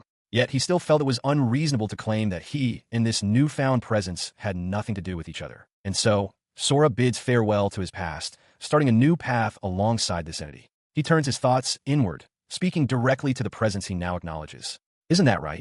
So the sun begins to set over a vast, walled city, its dense collection of buildings and tiled roofs sprawling towards the horizon. Walking along a stone wall, Sora lets out a weary sigh, the last light of day catching the tattered edges of his cloak. Even as twilight descends, the city remains warm. The cobblestones, having baked under the midday sun, continue to radiate heat through the streets. He reflects on this lingering warmth, comparing it to his own indecisive heart. The meeting with the guild had concluded just as he expected it to. He had thought from the very beginning that there was no way his case would be successful. His thoughts drift to the past. He remembers feeling shocked at the time, believing that things could have been different if only they had admitted to their sin. He questions the faint feeling that lingers in his chest, wondering if it is regret. He knew it was only a 9 out of 10 chance of failure. But he also recalls that Luna, his former party's mage, had held out hope for that one small chance. The thought triggers a vivid memory of a desperate battle. He remembers calling out Lars's name, only for the knight to roar back, shouting for Sora to leave the fight to him. Back in the present, Sora lowers his head, the name Lars escaping his lips as a somber whisper. The name conjures a different memory from a happier time. A smiling Lars encourages him to eat and regain his strength, reassuring him that everyone makes mistakes. Luna and Ilya stand by, part of a team that once was. He holds his hands out, his head bowed in a moment of quiet reflection. With profound sincerity, he whispers a thank you to Lars, then repeats the sentiment more broadly, as if to the memory itself. A faint, bittersweet smile forms on his lips as he closes his eyes, lost in the feeling. He admits to himself, truly grateful. His thoughts drift back 5 years, to a time when he stood alone in the city streets.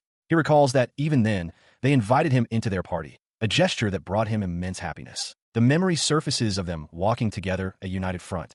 He acknowledges that they saved him during that time, and he silently thanks them for it. The feeling is so tangible that his hand reaches out, as if trying to grasp that bygone era, another quiet thank you escaping his lips. He remembers those days of adventure vividly, sometimes succeeding, sometimes failing, but always together, all starting at the same low level. Those days, he muses, were filled with a sense of fulfillment that he could never have experienced back in his homeland of Onigashima. But the warmth of the memory sours. He thinks that if only they had admitted their mistakes, he could have forgiven them. He could have let bygones be bygones and truly thank them for that time. He looks up, his expression hardening in a cold resolve. The result of their actions is clear, he determines. They are now nothing but enemies to him. His voice rises to a furious shout, raw with betrayal. He yells that Lars, the party, and the guild are all protecting Miroslav, the very person who tried to kill him. His hand clenches as he recounts the injustice. Not only was the attempt on his life covered up, but he was also threatened with appropriate measures for speaking out. His simmering anger finally erupts. He screams that they are all his enemies now. He vows to make them taste the same pain he suffered in the den of the Lord of the Flies, roaring that he will tear them to pieces as he stands alone at the dungeon entrance. After his outburst, his demeanor shifts to one of cool consideration. Acknowledging the reality of the situation, he realizes the next question is how to actually get his revenge. He internally debates his strategy, wondering if a direct, head-on assault will be possible. In his mind, he questions if it would be fine to simply punish everyone involved in this case by force. He considers his own capabilities, acknowledging that with his increased level and higher mastery of his core, he has certainly become stronger. He now feels at least strong enough to slaughter the Lord of the Flies. And then his thoughts turn to the source of this power, the entity within him, the Soul Eater. His confidence is tempered by a sudden hesitation. He has grown stronger, but there's a complication. The complication is a person, the guild master, Aelgar Quis. Sora recognizes that as a first-class adventurer, the man is dangerous. He reflects on this danger, recalling the powerful warriors from his hometown of Onigashima. He recognizes in Aelgard the same unique, oppressive pressure that the truly strong possess. He visualizes a clash between a warrior of Aelgard's caliber and one of the formidable fighters from his past, understanding the level of power he is now up against. He imagines facing the guild master, a towering, demonic figure of overwhelming power. The thought of a direct confrontation is immediately dismissed with a single, internal denial. No, the mental image of the battle shifts, becoming a blur of violent energy as he questions his own visualization of the fight. Or rather, like that, but no matter how he tries to picture it, the outcome is the same. Sweat beads on his brow as he admits defeat to himself. It's no use. When he tries to envision himself winning, nothing comes to mind. He pushes the thought of the guild master aside, his expression hardening. Elgart isn't his only concern. He considers Lars and the others from the Falcon Sword Party. During the years he spent collecting medicinal herbs, they have been completing quests and have grown significantly more powerful. He mentally assesses their strength, picturing the group. Lars's level is likely between 15 and 20. He figures Iria and Miroslav are around the same, though Luna Maria seems to be a little higher. Despite their individual growth, he knows that even though they are a rotten group, they are still a C-rank party. When they work together, they can demonstrate power far above their individual levels. In any case, he concludes, he is not as strong as Falcon Sword at this level. A grim realization settles in. If that's the case, a direct confrontation is unwise. A new strategy forms in the shadows of his mind. It would be best to divide them and take care of them one by one. His thoughts drift to a specific location, a place far from the guild's watchful eyes. Deep within the Tithys forest lies the den of the Lord of the Flies. He realizes that cave can still be useful. A plan solidifies, his eyes glinting with cold resolve. First, he needs to capture Miroslav. He will leave her in that nest, unable to move. Then, he will tell Lars where the nest is, skillfully leading them through it and eliminating them one by one. He savors the thought of his revenge. The reason for targeting Miroslav first requires no explanation. He will pile the corpses of her comrades right in front of her eyes. He can't wait to see the look on the face of that murderer as she cries in the depths of despair. He considers his captive, Miroslav, reflecting on her temperament. He muses that she might choose to die on her own, a possibility he accepts. He also assumes she thought he intended to defile her, but for his plans, her personality is the most crucial factor. With this in mind, he determines his first priority, to make the area where he'll hold her a habitable place. Once that is decided, he can move on to other preparations. He begins to list the necessities, realizing it has been a long time since he's planned an overnight venture, not since his time with Lars and the others. He concludes he will need food, water, and a blanket to protect her from a cold. As he considers the supplies for her survival, his thoughts take a darker, more excited turn. He realizes he should also think about acquiring torture devices, and a thrill runs through him. The idea seems strangely fun. Standing in the city, he briefly considers the cost of his plan, but quickly reassures himself. Thanks to the remains of the Lord of the Flies victims he collected, he believes he has plenty of money to spare. But then a thought stops him cold. A bead of sweat forms as a sudden, dawning horror crosses his face. He remembers his earlier bravado at the guild. In a foolish attempt to show off, he had spent all his money. The memory of the coins slipping away returns to him with crushing weight. Mortified by his mistake, he mutters an apology for his earlier grandstanding. He now realizes he must return to the guild. The prospect of returning fills him with dread. He imagines the faces of his former comrades when they see him. Having openly declared his hostility, he knows he'll be looked down upon, and the feeling is overwhelming.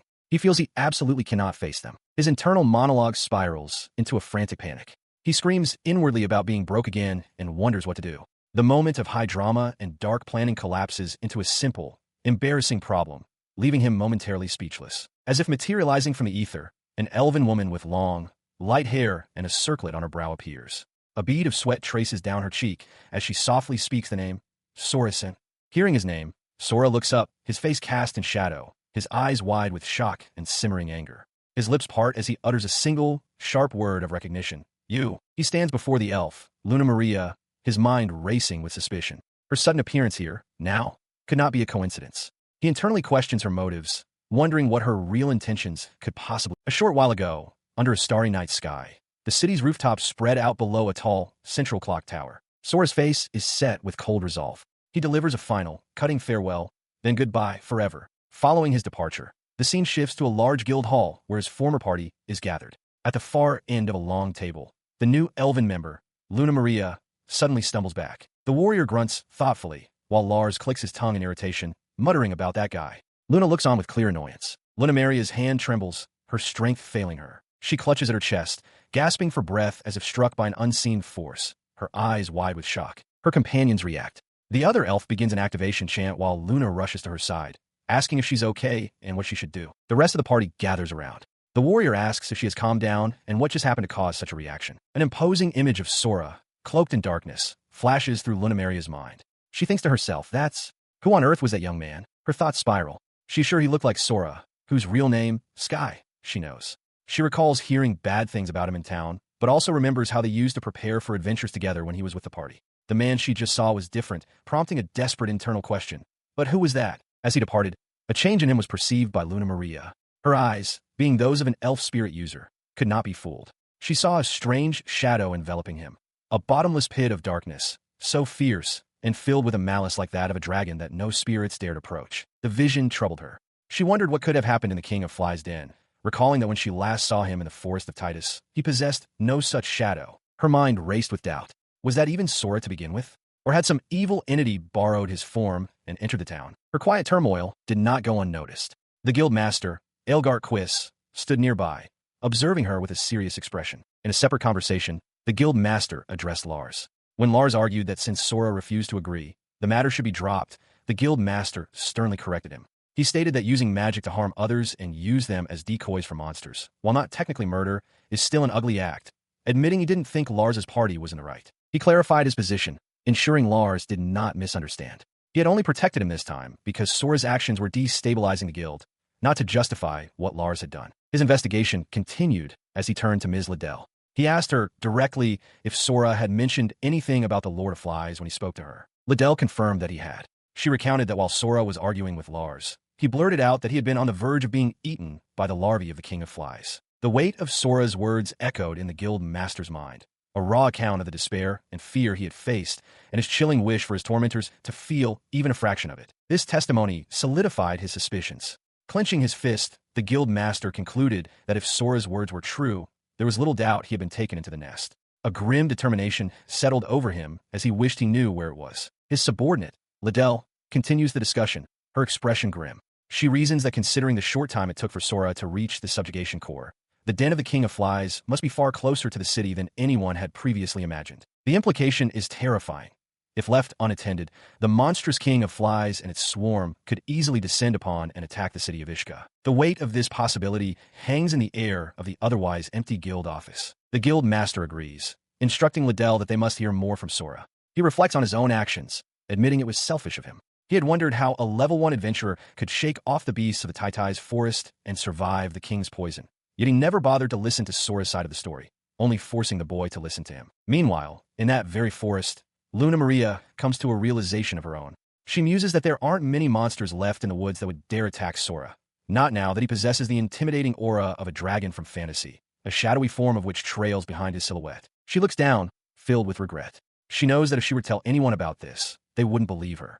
She wishes she had at least had the chance to properly talk to him. As the weight of her mistake settles in, the pouch of coins she received for betraying him slips from her grasp, spilling onto the forest floor. The clatter of the coins seems to echo across the distance to the walled city of Ishka, the very place Sora sought to protect. Her mind flashes back to their parting by the city wall, the two of them standing as silhouettes against the stone. She remembers his final, chilling words. As she whispers his name in the present, she recalls him stating plainly that their goodbye was forever. Her senses confirmed it. Now, standing face to face with Sora, Luna Maria could feel the full, amazing weight of his presence, an aura far clearer and more potent than she had perceived in the forest. To her, he appeared as a being of pure, overwhelming pressure, a shadowy figure with piercing eyes. The sensation was terrifying, like a helpless frog being stared down by a predator snake. Despite her fear, she held out a small pouch, her voice trembling as she explained her intention to return it. Sora's menacing aura vanished in an instant, replaced by visible relief. He let out a sigh, realizing she only wanted to give the money back to him. He had clearly expected a different confrontation. She affirmed his assumption, but added that she had also come to apologize for hurting him in the past. Luna Maria then bowed deeply in a gesture of sincere apology. Sora watched her, his expression unreadable as he asked if she was apologizing for abandoning him. His gaze then drifted past her, landing on a small group of adventurers watching their exchange from a short distance away. Seeing them, a thought crossed Sora's mind. If it had just been the two of them, her apology might have been enough to change his mind. His expression hardened. He thanked her for returning the money, but then stated coldly that he did not need an apology. His words struck Luna Maria, her face registering pure shock and hurt at the blunt rejection. The elven woman stood frozen as Sora spoke, his voice cutting through the silence. Honestly, he told her, her presence was unpleasant. His words hung in the air, leaving her utterly speechless. He elaborated, questioning the point of her apology now when she had begged him not to act before. With surprising empathy, he conceded that he might have done the same in her position. This sparked a thought in Luna Maria that Sora wasn't possessed by evil, that he still retained his humanity. But Sora's questioning wasn't finished. He demanded to know why her attitude had changed so drastically from her stance back in that seat. In a choked confession, she admitted the truth. She had been terrified of him. The pressure he exuded was so immense, she felt she couldn't even breathe. A dry laugh escaped him. He could understand that, he said. He reasoned that for her to bow her head back then would have been to accept responsibility for the Falcon Sword incident. And of course, she couldn't have been the only one to humble herself before Lars. Her face contorted in distress as she tried to deny his words, but the protest died on her lips. He pressed on, his gaze unwavering. Then why? He asked. Why are you here apologizing to me now? Her eyes fell, her voice barely a whisper as she finally revealed her true motive. It was because she was begging for her life. She explained that she could feel his suffocating power choking her very heart. That was the reason she was there, holding her breath, begging for her life out of pure, unadulterated fear. Her plea escalated into a desperate cry, begging him to forgive them, not to kill them. She offered herself up, willing to accept any fate as long as the others were spared. He considered her desperate words, his expression unreadable.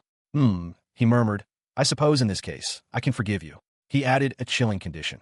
If her change of heart was genuine, she would gain the indulgence of being able to say she had apologized. He turns his back on her, beginning to walk away.